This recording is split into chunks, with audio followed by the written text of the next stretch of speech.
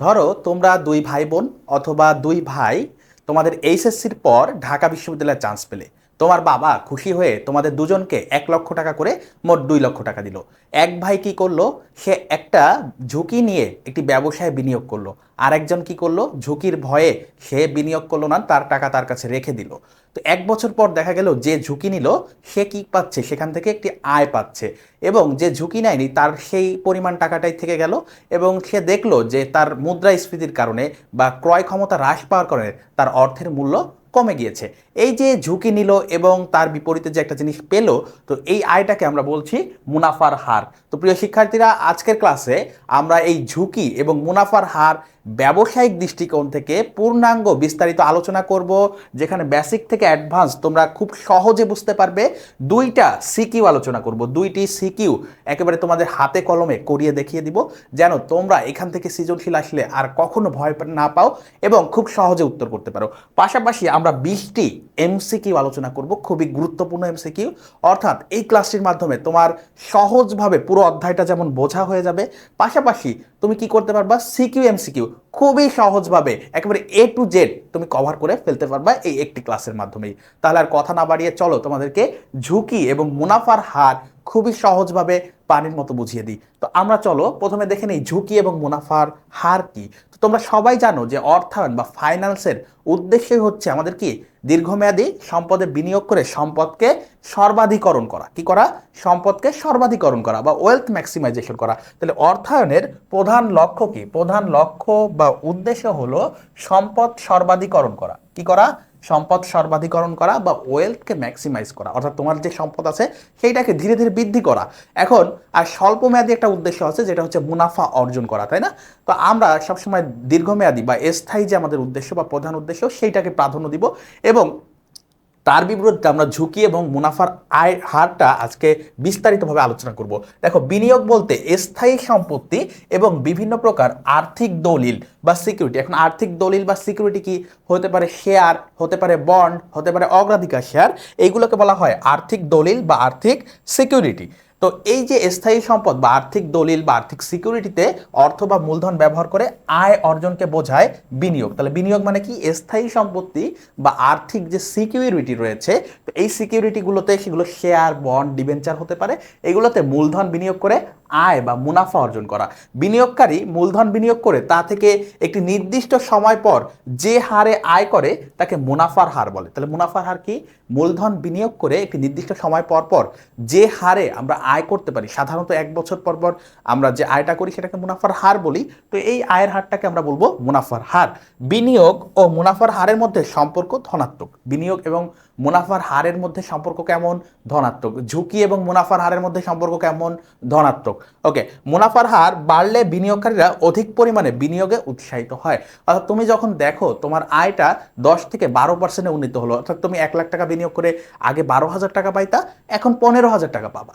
তাহলে বা আগে 12,000 পাইতে এখন 15, বা এখন 20 পাবা, 15 থেকে 20,000-এ উন্নীত হইলো। তাহলে তুমি দেখবা তখন কি চেষ্টা করবা, তুমি আরো সেভিংস করে আরো বিনিয়োগ করার চেষ্টা করবা এবং ঝুঁকিও নেওয়ার চেষ্টা করবা। এবার এবার দেখো, ঝুঁকি এবং মুনাফার হার। বিনিয়োগ থেকে উপার্জনের উপাদান হচ্ছে দুইটা। আমরা যে বিনিয়োগ করি, আমরা যে বিভিন্ন ব্যবসায় মূলধন বিনিয়োগ করি, শেয়ার, বন্ড বা ডিবেঞ্চার হিসেবে, এখান থেকে দুইটা উপায়ে আমরা আয় করতে পারি। একটা হচ্ছে আমাদের মুনাফা জাতীয় আয়। একটা কি? মুনাফা জাতীয় আয়, যেটা আমরা নিয়মিতভাবে প্রত্যেক বছরে বছরে পেয়ে থাকি। আর একটা হচ্ছে মূলধন জাতীয় আয়। আর একটা কি? মূলধনী লাভ বা মূলধন জাতীয় আয়। আগে আমরা দেখে নিই মুনাফা জাতীয় আয়টা কি। বিনিয়োগকারীগণ মূলধন বিনিয়োগ করে নিয়মিতভাবে অতিরিক্ত আয় পেয়ে থাকেন, তা হলো মুনাফা জাতীয় আয়। অর্থাৎ ক্রয়কৃত শেয়ার থেকে লভ্যাংশ পাওয়া, বন্ড থেকে কুপন সুদ পাওয়া মুনাফা জাতীয় আয়ের উদাহরণ।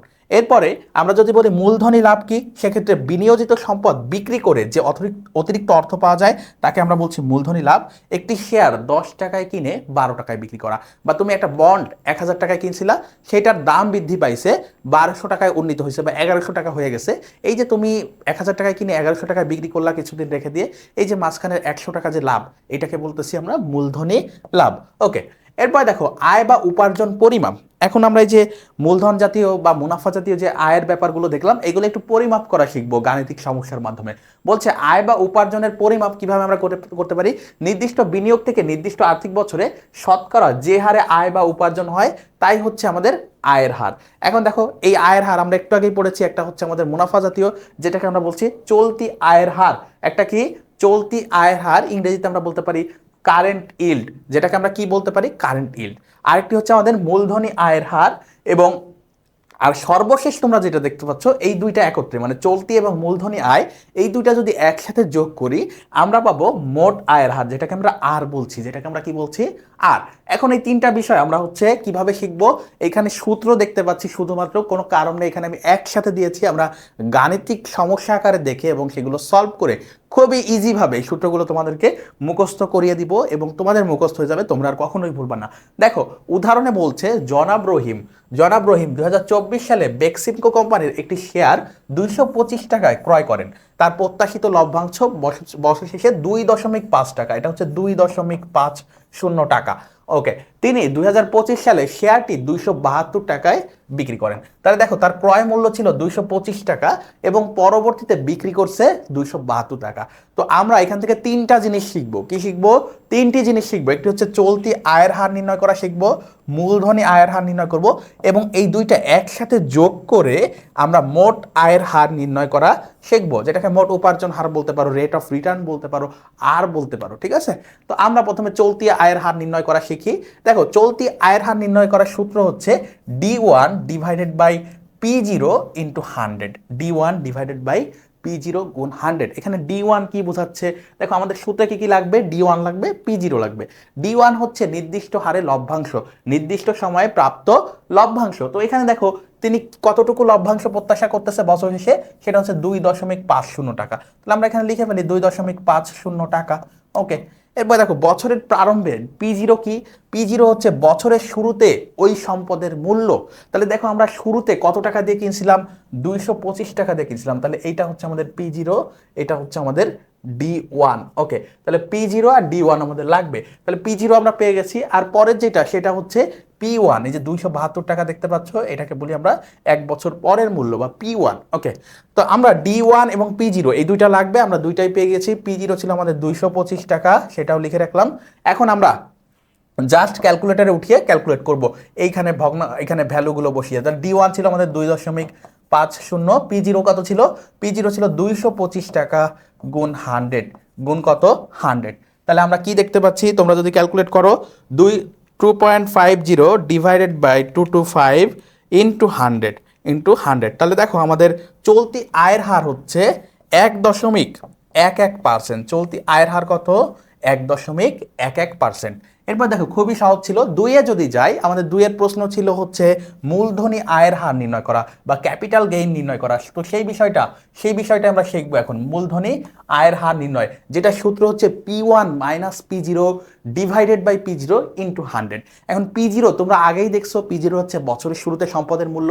তো এখানে বছরের শুরুতে আমাদের সম্পদের মূল্য P0 ছিল 225 টাকা, এবং আমাদের P1 হচ্ছে এক বছর পর। তাহলে দেখো 2024 সাল থেকে 2025 সালে এসে সেটার মূল্য দাঁড়িয়েছে 272 টাকা, তাহলে আমরা এটাকে P1 বলতে পারি। তাহলে আমাদের যা যা সূত্রের প্রয়োজন সবই কিন্তু আমরা পেয়ে গেছি। P0 225 এবং P1 কত, এই P1 হচ্ছে 200 কত টাকা, 272 টাকা, 272 টাকা। ওকে, 272 টাকা। তাহলে দেখো আমরা সূত্রে জাস্ট ভ্যালুটা বসিয়ে ক্যালকুলেট করে ফেলবো। দেখো 272 মাইনাস 225 ডিভাইডেড বাই 225 ইন্টু 100, তাহলে 272 থেকে 225 বিয়োগ করে আমরা যদি 225 দিয়ে আবারও ডিভাইড করি এবং 100 দিয়ে মাল্টিপ্লাই করি, আমাদের মূলধনী আয়ের হার হচ্ছে 20.89%, 20.89%। ওকে, এখন দেখো আমরা মোট উপার্জন হার নির্ণয় করব। আমাদের যে তৃতীয় রিকোয়ারমেন্ট ছিল মোট উপার্জন হার, তোমাদেরকে প্রথমে বলেছি এই দুইটাকে আমরা সমন্বিতভাবে বা যোগফল আকারে একটা ভিন্ন সূত্রতে লিখতে পারি, বা দুইটার যে সূত্র তোমরা দেখতে পাচ্ছ, একটা হচ্ছে D1 P0 আর একটা হচ্ছে P1 minus P0 divided by P0। তো আমরা যদি মোট উপার্জন মানে আমাদের 3 নং রিকোয়ারমেন্টে যেটা ছিল মোট উপার্জন হার বা রেট অফ রিটার্ন বা আর, সেটাকে যদি আমরা এই সূত্রের আলোকে করতে চাই তাহলে আমরা এভাবে করব, মূলধনী আয়ের হার equal to D1 plus P1 minus P0 divided by P0 into 100। এখন আমরা এখানে আর মানে কি, এই যে আর হচ্ছে মূলধনী আয়ের হার, যেটা আমাদেরকে বের করতে বলছে বা কোশ্চেন মার্ক হচ্ছে আমাদের এইটা। D1 তোমরা দেখেছো 2 দশমিক কত টাকা, 2.50 টাকা, 2.50 টাকা। তাহলে আমরা D1 এর জায়গায় 2.50 লিখি। P0 আমাদের 225 ছিল এবং P1 ছিল 272 টাকা। ওকে, এখন আমরা এই সূত্রে জাস্ট কি করব, ভ্যালুগুলো বসাবো। তাহলে দেখো D1 কত ছিল, 2.50 প্লাস ব্র্যাকেটের ভিতরে আমরা 272 থেকে 225 মাইনাস করব এবং 225 দিয়ে ডিভাইড করব এবং এই মাঝখানে 100 দিয়ে গুণ করে দিব। ওকে, তাহলে এখন ক্যালকুলেটরে ক্যালকুলেট করে ফেলো। দেখো এই যে 272 থেকে যদি তোমরা 225 বাদ দাও, 225 বাদ দাও, তাহলে 47 আসে প্লাস 2.50, তার মানে 50, আমাদের কত আসছে 272 মাইনাস 225, 47 প্লাস 2.50 ইকুয়াল টু আমাদের হচ্ছে 49.5 মানে 49.5 ডিভাইডেড বাই 225 ইন্টু 100 তাহলে 22% আসতেছে আমাদের মোট মুনাফার হার বা মোট উপার্জন হার। আশা করি এই তিনটি বিষয় খুবই ভালোভাবে বুঝতে পেরেছো। তোমাদের এমসিকিউ এর ক্ষেত্রে আসতে পারে, সৃজনশীলের ক্ষেত্রেও দিয়ে দিতে পারে গতে।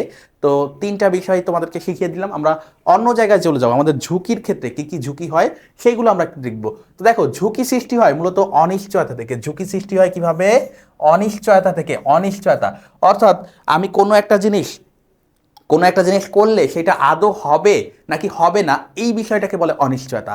তাহলে এটা কি আমরা বুঝতে পারি না বা পরিমাপ করতে পারি না। অনিশ্চয়তা আমরা বুঝতে পারি যেটা হতেও পারে নাও হতে পারে, কিন্তু আমরা এটাকে পরিমাপ করতে পারি না। এখন বলছে বিনিয়োগ হতে প্রত্যাশিত মুনাফার হার অপেক্ষা প্রকৃত মুনাফা হার ভিন্ন হওয়ার সম্ভাবনাকে ব্যবসায় অর্থায়নের ঝুঁকি বলে। তুমি প্রত্যাশা করতেছো যে আমি 100 টাকা এই জায়গায় বিনিয়োগ করব, করার পর আমি 110 টাকা এটা বিনিয়োগের থেকে উঠায় আনবো। তার মানে তুমি প্রত্যাশা করতেছো 10 টাকা তোমার লাভ হবে। তাহলে এই যে 10 টাকা লাভ হবে এটা তোমার প্রত্যাশা, কিন্তু 1 বছর পর যে দেখলা যে না আসলে 10 টাকা লাভ হয় নাই, ওইটা আমি 110 টাকায় বিক্রি করব ভাবছিলাম, কিন্তু এখন দেখতেছি 108 টাকায় বিক্রি হচ্ছে। তার মানে আমার প্রত্যাশা এবং প্রাপ্তির মধ্যে ব্যবধান হচ্ছে 2 টাকা। তাহলে এই 2 টাকাকে বলি ঝুঁকি, যতটুকু আমরা পরিমাপ করতে পারতেছি। তাহলে এই ঝুঁকির সৃষ্টি হয় কোথা থেকে, অনিশ্চয়তা থেকে। তুমি প্রত্যাশা করছো 110 টাকা, কিন্তু তুমি জানতা না যে এটা কত হবে। তাহলে এই অনিশ্চয়তাটা তোমরা পরিমাপ করতে পারো না।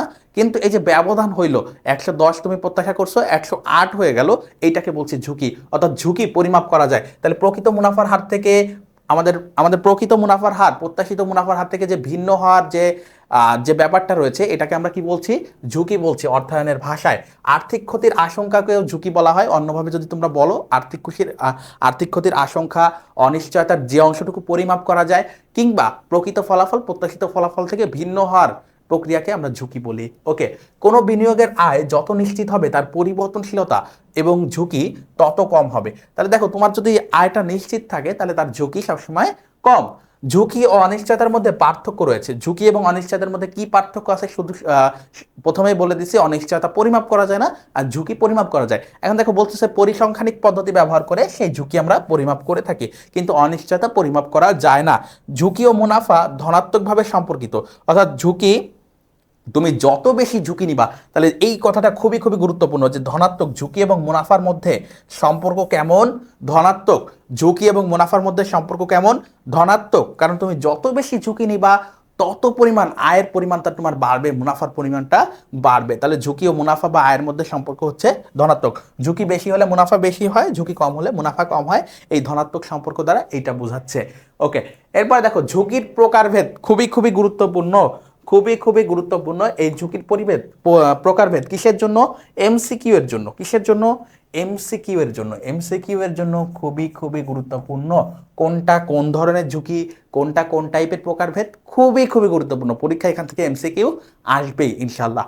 ওকে, দেখো এক বা একাধিক কোম্পানিতে বিনিয়োগের দৃষ্টিকোণ থেকে, তাহলে আমরা এক বা একাধিক কোম্পানিতে বিনিয়োগের দৃষ্টিকোণ থেকে বা শুধুমাত্র বিনিয়োগের দৃষ্টিকোণ থেকে আমরা বলতে পারি ঝুঁকি 2 প্রকার। একটা একক ঝুঁকি আর একটা পোর্টফোলিও ঝুঁকি। একটা একক আর একটা কি পোর্টফোলিও।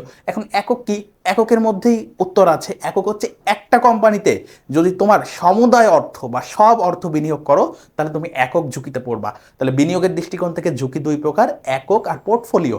একক মানে কি? একক মানে হচ্ছে একটা কোম্পানিতে তুমি যদি সব কিছু বিনিয়োগ করে দাও তাহলে তুমি একক ঝুঁকিতে পড়বা, মানে ওই কোম্পানি যদি কোনো কারণে ক্ষতিগ্রস্ত হয় তোমার সব অর্থ ক্ষতিগ্রস্ত হবে। আর পোর্টফোলিও ঝুঁকি কি? তুমি অনেকগুলো কোম্পানি, একটার পরিবর্তে একাধিক কোম্পানিতে যখন বিনিয়োগ করবা তখন তোমার ঝুঁকিটা ডিভাইডেড হয়ে যাবে, অর্থাৎ কোনো একটা ঝুঁকিতে কোনো একটা কোম্পানিতে তোমার যদি লসও হয় অন্য কোম্পানির কি লাভ দিয়ে তুমি পোষায় নিতে পারবা। তো এই ক্ষেত্রে তোমার কি হচ্ছে, ঝুঁকিটা কমে যাচ্ছে। ওকে, তো এটাকে আমরা বলছি পোর্টফোলিও ঝুঁকি। এরপরে দেখো ব্যবসায় প্রতিষ্ঠানের দৃষ্টিকোণ থেকে ঝুঁকি।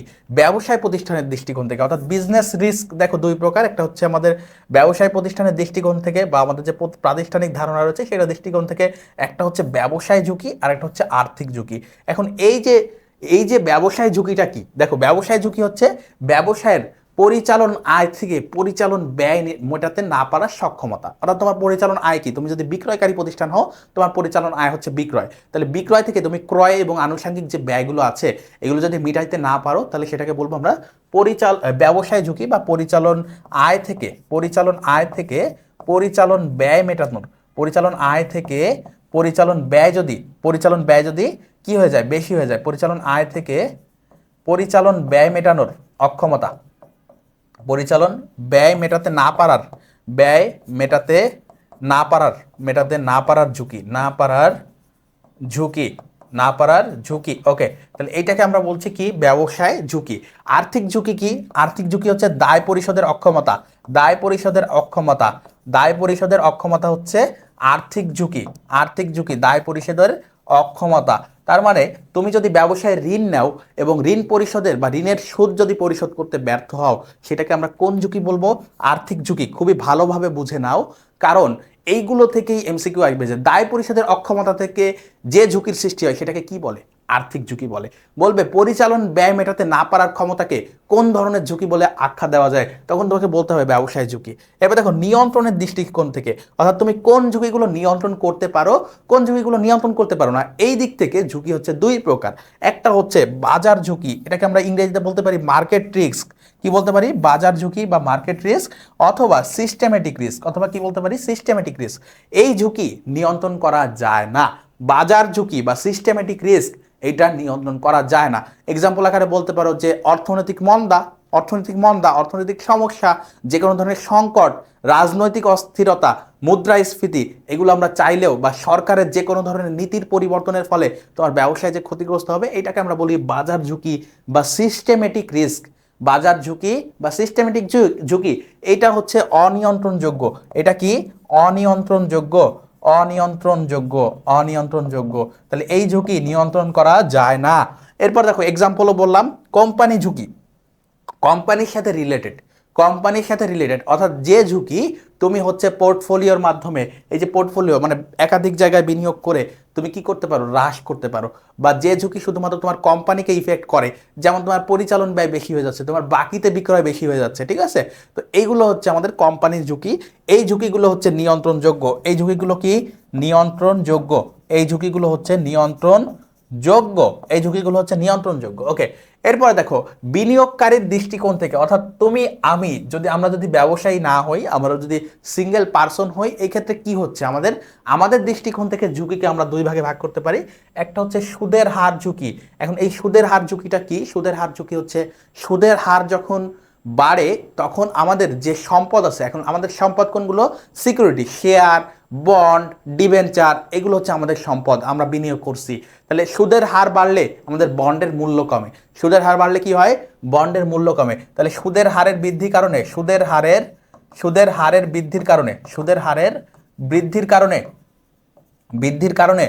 সম্পদের মূল্য কমে যাওয়া কারণে, সম্পদের যদি মূল্য কমে, সম্পদ কোনগুলো?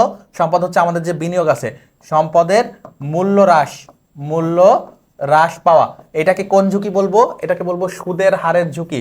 অর্থাৎ সুদের হার বাড়লে আমাদের ক্ষতি হয়, আমাদের সম্পদের দাম কমে যায়। আবার সুদের হার কমলে আমাদের সম্পদ মানে বন্ডের দাম বাড়ে, এই জন্য আমাদের কি হয়? লাভ হয়। ওকে, তো এই ঝুঁকি রয়েছে আমাদের বিনিয়োগকারীদের দৃষ্টিকোণ থেকে। তারল্য ঝুঁকি, তারল্য ঝুঁকি কোনটা? তোমার যে সম্পদ বা সিকিউরিটি আছে, শেয়ার, বন্ড, ডিবেঞ্চার, এগুলো অনেক সময় কি করা যায় না? সেকেন্ডারি মার্কেটে বিক্রি করা যায় না। তো এই যে বিক্রি করা যায় না বা বিক্রি করতে কি পোহাতে হয়? তোমাদেরকে অনেক খড়কুটা পোড়াতে হবে আর কি। মানে আমি যদি আরো সহজভাবে বলি, সেক্ষেত্রে তোমাকে বোঝানো যায় যে তুমি শেয়ার বিক্রি করতে চাচ্ছ কিন্তু তোমার ক্রেতা পাচ্ছ না। ক্রেতা পাচ্ছ না বলতে তুমি চাচ্ছ 100 টাকায় বিক্রি করতে, তোমার ক্রেতারা 90 টাকা, 95 টাকা এরকম বলতেছে। তাহলে এইটা কি? এটা হচ্ছে তারল্য ঝুঁকি। এটাকে কি বলা হয়? তারল্য ঝুঁকি। অর্থাৎ সঠিক সময়ে ওইটা বিক্রি করে নগদ অর্থে ওই সম্পদকে রূপান্তর না করার বা না করতে পারার যে ঝুঁকি। প্রত্যেকটা এক্সাম্পল আমি যা যা আলোচনা করতেছি, এক্সাম্পলগুলো খুব সহজে বোঝাচ্ছি, সুন্দরভাবে বুঝে নাও, এখান থেকে প্রশ্ন আসবে ইনশাল্লাহ। এরপর দেখো, ফার্ম মানে কি? ফার্ম মানে ব্যবসায়। ফার্ম মানে কি? ফার্ম মানে ব্যবসায়। তাহলে এই যে ব্যবসায় এবং শেয়ার হোল্ডারদের সাথে সম্পর্কিত ঝুঁকি, শেয়ার হোল্ডার সম্পর্কিত ঝুঁকি, অর্থাৎ ফার্ম এবং শেয়ার হোল্ডার বা শেয়ারের মালিকদের মধ্যে সম্পর্কিত ঝুঁকি। একটা হচ্ছে বিশেষ ঘটনার ঝুঁকি। একটা কি? বিশেষ ঘটনার ঝুঁকি। ধরো তুমি তো চিন্তা করো যে আমার সামনে এই ঘটনাগুলো আসতে পারে, এগুলো চিন্তা করো, কিন্তু হুট করে এমন একটা সমস্যা হলো যেটা হচ্ছে একটা বিশেষ ঘটনা। যেমন 2020 সালে করোনাকালীন সমস্যা, তাই না?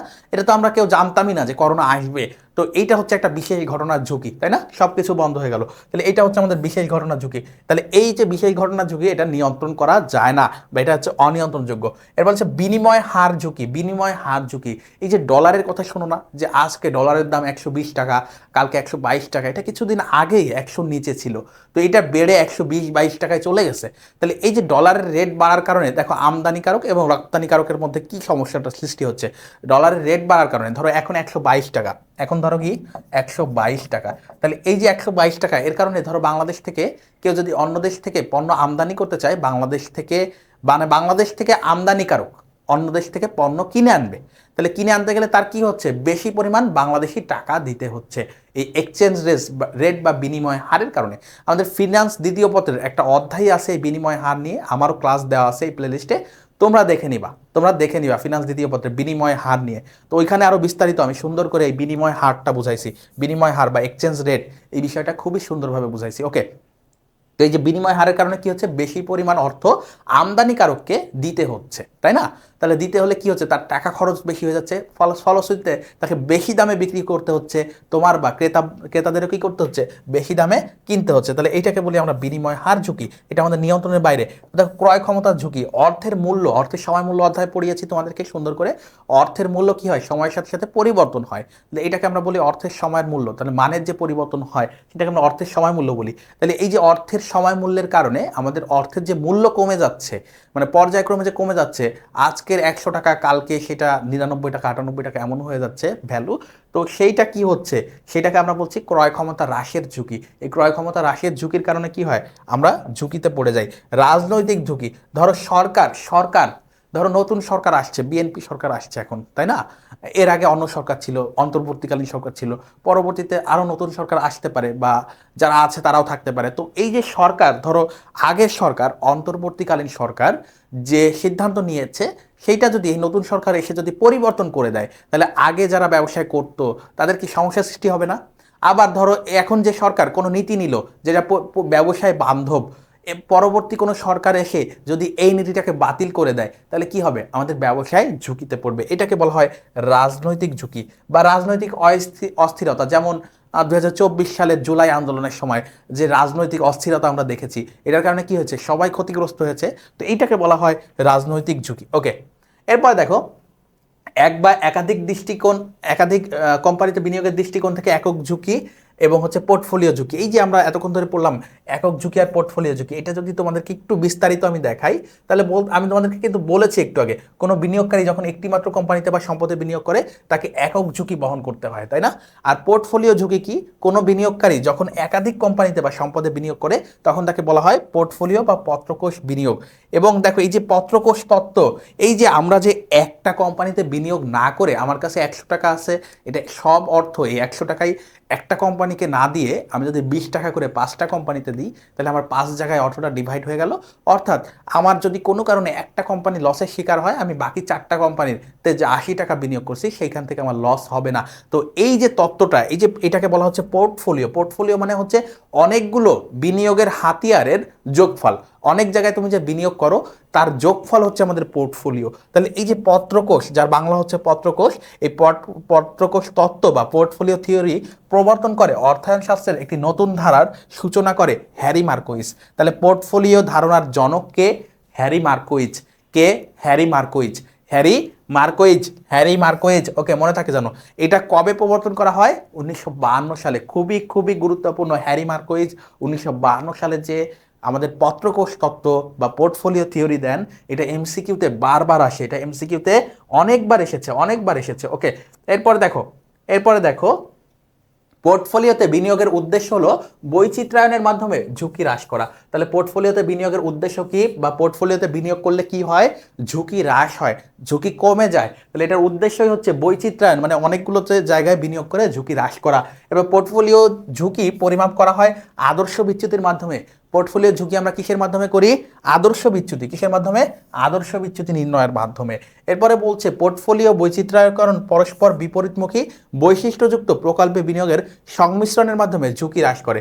তো এটা তোমাদেরকে ব্যাখ্যা করছি যে এক জায়গায় বিনিয়োগ না করে বিভিন্ন জায়গায় বিনিয়োগ করা, সেই কথাটাই একটু কঠিনভাবে বলছে। তোমাদের অনুধাবনমূলক কথাবার্তায় যদি এই বিষয়গুলো লিখতে পারো তাহলে 2-এ 2 পাবা ইনশাল্লাহ। তো এরপরে দেখো পোর্টফোলিও গঠন করে মোট ঝুঁকির যে অংশ পরিহার বা হ্রাস করা যায় তাকে বলে পরিহারযোগ্য ঝুঁকি, ডাইভার্সিফায়েবল রিস্ক, আনসিস্টেমেটিক রিস্ক, কোম্পানি রিস্ক বা নিয়ন্ত্রণযোগ্য রিস্ক। তাহলে যতটুকু আমরা পরিহার করতে পারি, হ্রাস করতে পারি, সেটাকে আমরা বলি ডাইভার্সিফায়েবল, আনসিস্টেমেটিক বা কোম্পানি রিস্ক অথবা নিয়ন্ত্রণযোগ্য ঝুঁকি। অথবা এই তিনটাকে আমরা কি বলতে পারি? তিনটা নামই মনে রাখতে হবে, এক এক সময় এক এক নাম দিয়ে আসে। অথবা কি বলতে পারি? নিয়ন্ত্রণযোগ্য ঝুঁকি। নিয়ন্ত্রণযোগ্য ঝুঁকি। ওকে, তাহলে এই নামগুলো খুবই খুবই গুরুত্বপূর্ণ। ওকে, এরপর দেখো ঝুঁকি পছন্দকরণ। তাহলে আমরা সবাই কি ঝুঁকি নিতে চাই? তোমরা যারা পড়াশোনা করছো একসাথে, তোমাদের বন্ধুদের মধ্যে দেখবা কেউ বলতেছে ধরো তোমরা একটা নদী পার হবা, কেউ বলছে না আমি ট্রলারে পার হব না, আমি ব্রিজ দিয়ে যাব। এর কারণ কি? আমার রাস্তা যদি বেশিও হয় আমি ব্রিজ দিয়ে যাব, কারণ আমি ট্রলারে উঠতে ভয় পাই, এরকম বলে না? বা নদী পার হতে আমি ভয় পাই। তো এরকম এক প্রকার আছে। কেউ কেউ বলে আরে এত সময় আমার হাতে নেই, আমি এখন ব্রিজ ঘুরে যাইতে পারবো না, আমার হচ্ছে এই দিক দিয়ে সহজ হবে, আমি নদী পার হয়ে চলে যাব, ঠিক আছে, ট্রলারে বা স্পিড বোটে নদী পার হয়ে চলে যাব। আবার কেউ কেউ বলতেছে যে না আমি আসলে বেশি ঝুঁকি নিতেও পছন্দ করি না, আমি যেটা সবাই যেদিকে যাবে সেদিকে যাব, তারা হচ্ছে ঝুঁকি নিরপেক্ষ।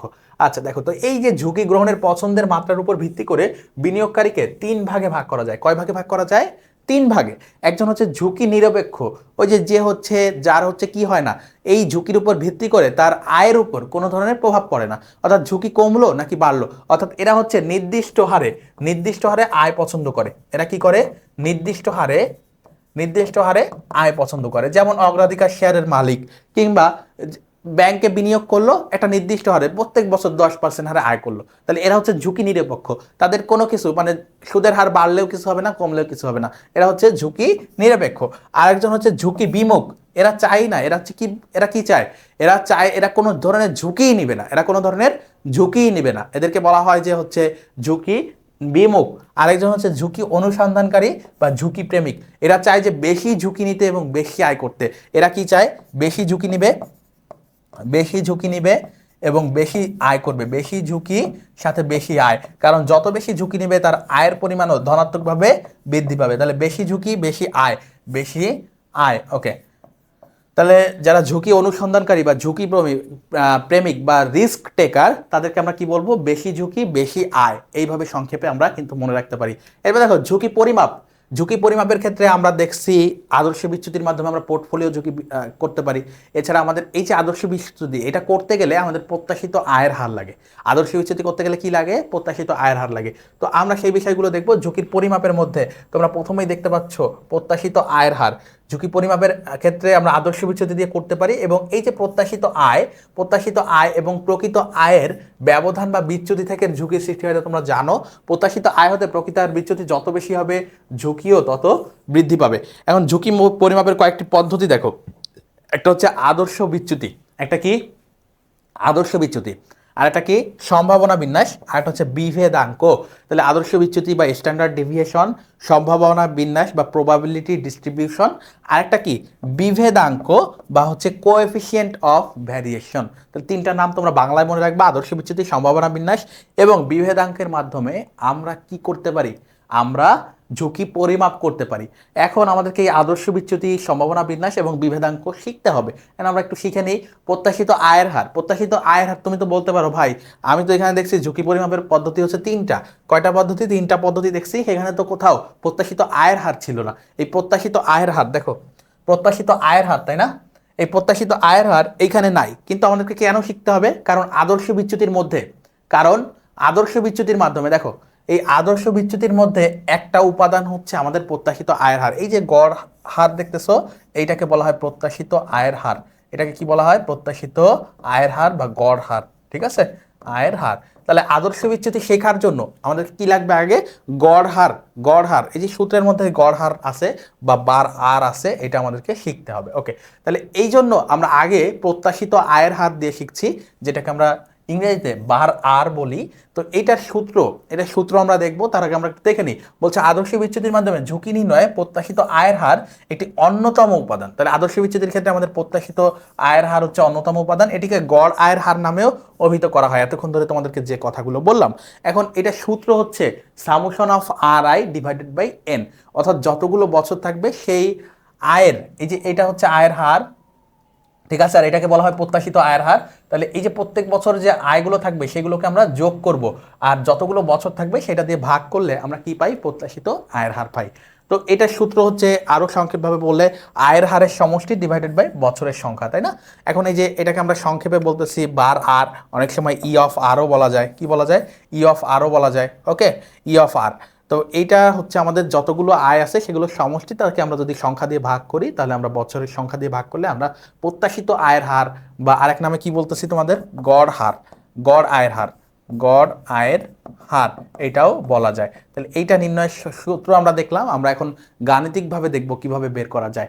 ওকে, দেখো এখানে কয়টা বছর আছে? এই যে বছরের সংখ্যা হচ্ছে 1 2 3, তাহলে এন হচ্ছে আমাদের 3, এন হচ্ছে কত? 3। আর দেখো সাথে কি আছে? তাহলে এন হচ্ছে আমাদের 3, এন কত? আমরা যদি এখানে একটু লিখি, এন হচ্ছে আমাদের 3 বছর। পাশে আয়ের হার দেওয়া আছে দেখো, 24%, 26% এবং 28%, 3 বছরে 3 রকম। তাহলে আমরা যদি গড় আয়ের হার বা প্রত্যাশিত আয়ের হার বা ই অফ আর বা বার আর নির্ণয় করতে চাই, সেক্ষেত্রে আমাদেরকে কি করতে হবে? এই 3টা বছরের আয়ের হারকে উপরে যোগ করতে হবে। তাহলে 24% যোগ 26% যোগ 28% ডিভাইডেড বাই কয় বছর? নিচে হচ্ছে আমাদের এন হবে। তাহলে এন কত?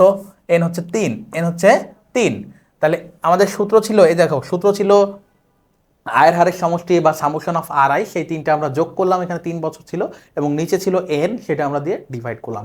এখন এই তিনটা যোগ করো, 3 দিয়ে ভাগ করো। তাহলে এই তিনটা যোগ করো, 24 প্লাস 26 প্লাস 28, 24 26 প্লাস 28 ভাগ 3, ভাগ 3, তাহলে 26, তাহলে টোটাল আমাদের আসে হচ্ছে 26%।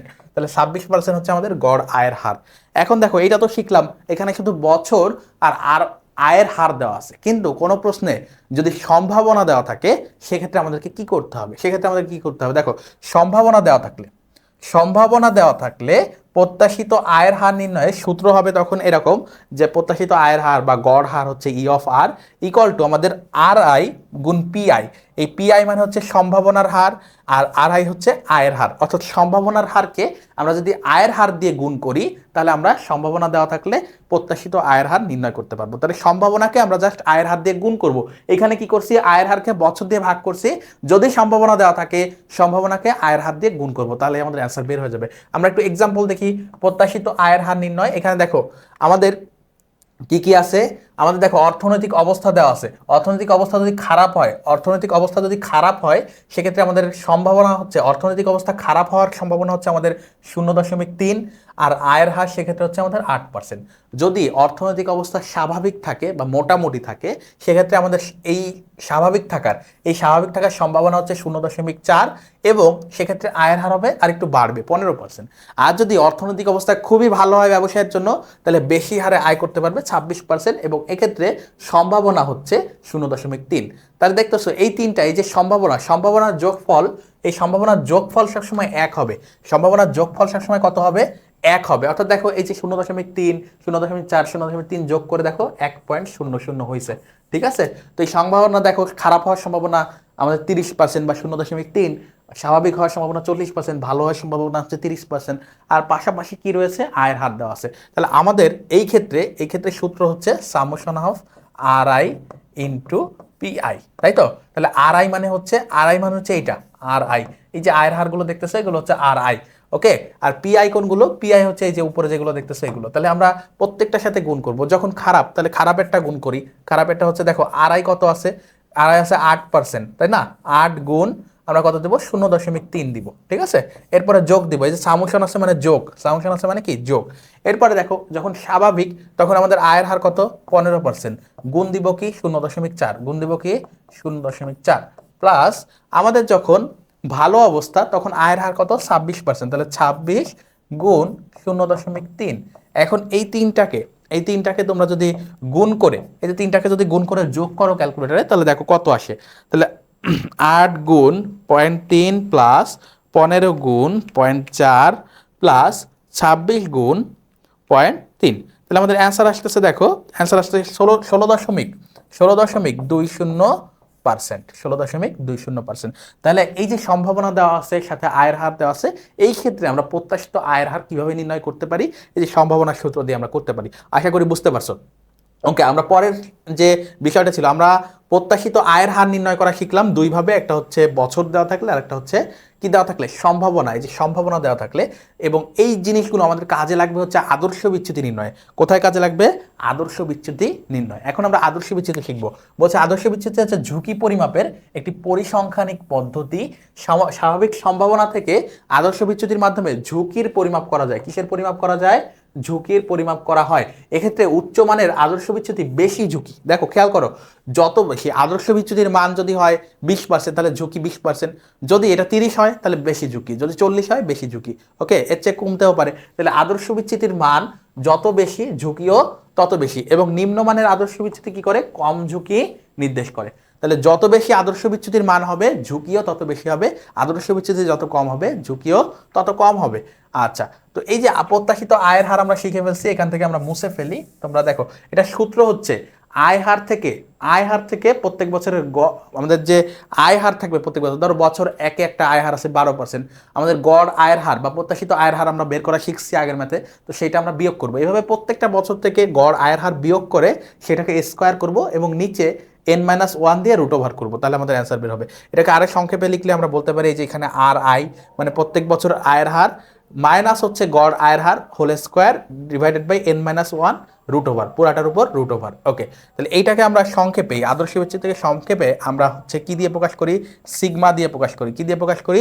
সিগমা দিয়ে প্রকাশ করি। এই অংশটাকে আমরা সিগমা বলবো। ওকে, আশা করি সূত্রটা বুঝছো। আমরা এখন গাণিতিক সমস্যা সমাধান করে দেখব। কি করব? গাণিতিক সমস্যা সমাধান করব। তো নিম্নলিখিত তথ্যাবলী থেকে প্রত্যাশিত আয়ের হার এবং আদর্শ বিচ্যুতির পরিমাণ নির্ণয় করতে বলছে। তাহলে প্রত্যাশিত আয়ের হার তোমরা একটু আগে দেখছো, আদর্শ বিচ্যুতিটা আমরা এখন শিখব। এবং আদর্শ বিচ্যুতি করতে গেলে আমাদেরকে প্রত্যাশিত আয়ের হার লাগবে। তাহলে প্রত্যাশিত আয়ের হারের সূত্র কি? ই অফ আর। এখানে কি আছে? বছর আছে। তাহলে আমরা উপরে আয়ের হারগুলো যোগ করব আর নিচে হচ্ছে বছরের সংখ্যা দিয়ে ভাগ দিব। তাহলে এখানে কত বছর? n=3 বছর। n= কত? 3 বছর। আর আয়ের হার কত? দেখো আয়ের হার আছে, দেখো এখানে পয়েন্ট দেওয়া আছে আয়ের হার। ওকে, আয়ের হার দেখো আছে কত? 0.14 যোগ 0.16 যোগ 0.18 ডিভাইডেড বাই n কত? 3 বছর। তাহলে করো, এই যে 0.14 শেষে 100 দিয়ে গুণ করবা, যেহেতু এখানে সব পয়েন্টে দেওয়া আছে, তাহলে শেষে 100 দিয়ে গুণ করতে হবে। আর যদি তুমি এখানে 14 লেখো, 16 লেখো, 18 লেখো, তাহলে আর 100 দিয়ে গুণ করতে হবে না। তাহলে 0.14 প্লাস 16 প্লাস 18 ডিভাইডেড বাই 3 তাহলে আমাদের এইটার অ্যান্সার হচ্ছে 16%। এটার অ্যান্সার কত? 16%। ওকে, তাহলে 16% হচ্ছে আমাদের প্রত্যাশিত আয়ের হার, যেটা আমাদের উত্তর। এই প্রশ্নের উত্তর আমাদের বের হয়ে গেল। আদর্শ বিচ্যুতি বের করতে হবে এখন আমাদেরকে। তাহলে দেখো আদর্শ বিচ্যুতি বের করার সূত্র হচ্ছে আমাদের r - বার r হোল স্কোয়ার। এখন তোমরা চাইলে এই সূত্রে এইভাবে করতে পারো। দেখো এইভাবে করতে পারো। কিভাবে? আমাদের প্রথম বছরের আয়ের হার কত? 0.14। কত? 0.14 0.14 মাইনাস কি করতে পারো, মাইনাস হচ্ছে এই যে 16% বের হয়েছে, 16%কে আমরা এইভাবে লিখতে পারি না, 0.16 এভাবে লিখতে পারি, তাহলে 0.16। এরপরে হচ্ছে এটার স্কোয়ার করবা, যোগ দিবা, ঠিক আছে, যোগ দিয়ে কি করবা, যোগ দিয়ে হচ্ছে কি করতে পারো যে আবার দ্বিতীয় বছরের আয়ের হার হচ্ছে 16, দ্বিতীয় বছরের আয়ের হার হচ্ছে 0.16 মাইনাস আমাদের গড় আয়ের হার হচ্ছে 0.16, মাত্র যেটা বের করলাম 0.16, আবারও যোগ দিবা, এটার স্কোয়ার করবা, ঠিক আছে। তারপর তৃতীয় বছরের আয়ের হার ছিল 18%, তো সেখানে লিখবা 0.18 minus 0.16 whole square divided by n minus 1, সূত্র কি n মাইনাস 1, তাহলে n হচ্ছে আমাদের 3, সেটা থেকে 1 মাইনাস করতে হবে, পুরাটার উপরে রুট ওভার দিতে হবে, এইভাবে করতে পারো, ঠিক আছে, এইভাবে করতে পারো। অথবা কি করতে পারো, তুমি হচ্ছে যদি এই ছক পদ্ধতিতে করো, ছক পদ্ধতিতে যদি করতে চাও সেক্ষেত্রে তোমাকে কি করতে হবে, আর মানে কি, আর আই মানে হচ্ছে তোমার এই আয়ের হার, তাহলে আয়ের হার তোমার দেওয়া আছে, এটা এখানে লেখো 0.14, ঠিক আছে। তারপরের বছর দেখো 16 আছে, সেটা লিখে ফেলো 16, তারপরের বছর 18 আছে, তাহলে 0.16।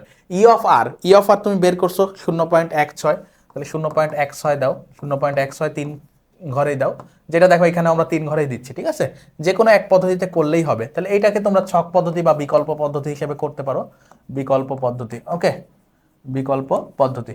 আর আর মাইনাস ই অফ আর, তাহলে এই যে প্রথম ঘর থেকে যদি আমরা এটা বাদ দিই, প্রথম ঘর থেকে যদি আমরা এটা বাদ দিই, মানে এই অংশটা আমরা করতেছি, এই দেখো 0.14 মাইনাস 0.16, এই যে এই অংশটা, ঠিক এই কাজটাই করতেছি এখানে। তোমরা ছক পদ্ধতিতেও করতে পারো, আমি দুইটা পদ্ধতি দেখাচ্ছি, একটা বিকল্প পদ্ধতি আর একটা হচ্ছে আমাদের সরাসরি সূত্রের উপর বসিয়ে, যে কোনো একটাতে করলেই হবে, আমি দুইটাই দেখিয়ে দিচ্ছি তোমাদেরকে। তাহলে দেখো 0.14 0.14 মাইনাস 0.16 ইকুয়াল টু হচ্ছে আমাদের কত আসতেছে দেখো, মাইনাস 0.02। তুমি যদি এই পদ্ধতিতে করো তাহলে তোমার এখানে আসবে 0.02, এটা হচ্ছে মাইনাস। এরপরে তুমি যদি হচ্ছে এই অংশটাকে যদি স্কোয়ার করো, এই অংশটাকে যদি স্কোয়ার করো, মানে এই পুরাটার উপর স্কোয়ার দিতে হবে, যেটা এখানে লেখা আছে, তাই তো। তাহলে এইটাকে যদি তুমি স্কোয়ার করো তাহলে তোমার অ্যান্সার আসবে শিফট ইএনজি, ওকে, 0.004, 3.04, ওকে, 3.04। এরপরে দেখো 0.016 থেকে যদি 0.016 বাদ দাও তাহলে 0 আসবে, জিরোর স্কোয়ার 0, জিরোর স্কোয়ার কত 0, তাহলে সবগুলো 0 দিয়ে দাও, ওকে। এরপরে এখানে 18 হবে, এখানে কত হবে 18 হবে, ওকে।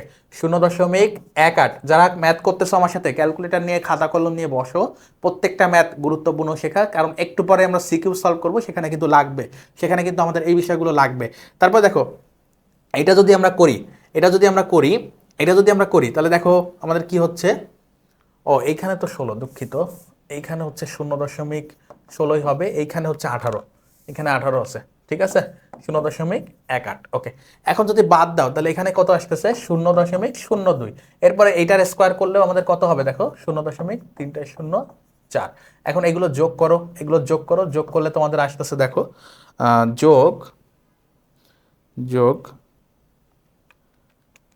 তাহলে আসতেছে আমাদের দেখো আসতেছে হচ্ছে 0.0008, ঠিক আছে। এখন তোমরা এই অংশটা যদি ক্যালকুলেট করো, তাহলে তোমাদের এইভাবেই আসবে। দেখো এই যে উপরে যতটুকু আমরা করছি না, এই পুরাটার যোগফল আসবে আমাদের এতটুকু, ঠিক আছে, এই পুরাটা এবং এতটুকু হচ্ছে সেম জিনিস, এই যে এত যা করছি এইটার যোগফলে আসবে আমাদের এইখানে এই বিষয়টা, ঠিক আছে।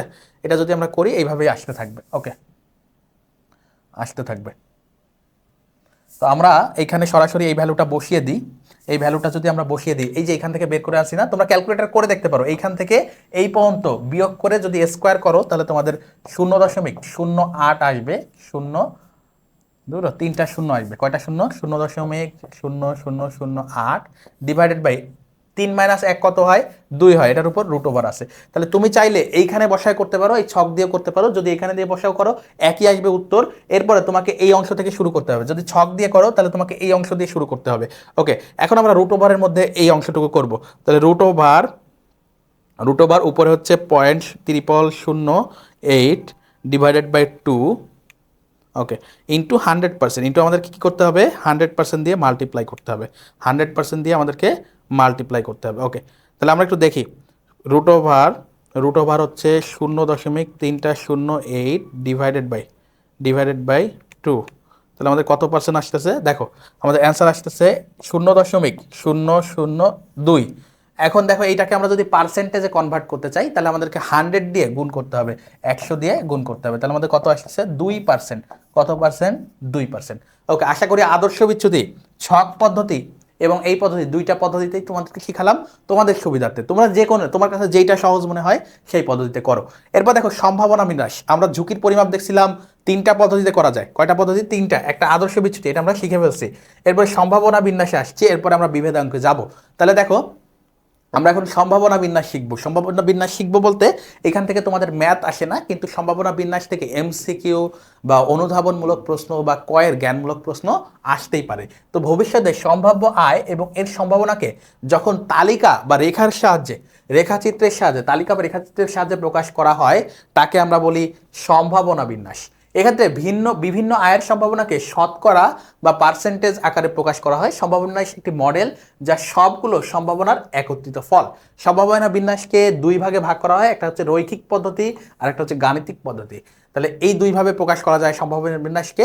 চলক অনুযায়ী বা চলকের সংখ্যা অনুযায়ী আমরা সম্ভাবনা বিন্যাসকে দুই ভাগে ভাগ করতে পারি, একটা হচ্ছে বিচ্ছিন্ন চলক আর একটা হচ্ছে অবিচ্ছিন্ন চলক।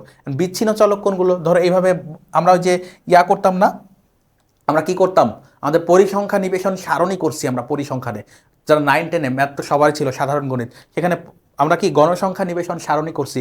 ওইখানে প্রথম একটা ছক ছিল না যে আমাদের কি হিসাবের শ্রেণী, হিসাবের শ্রেণী ছিল না এমন?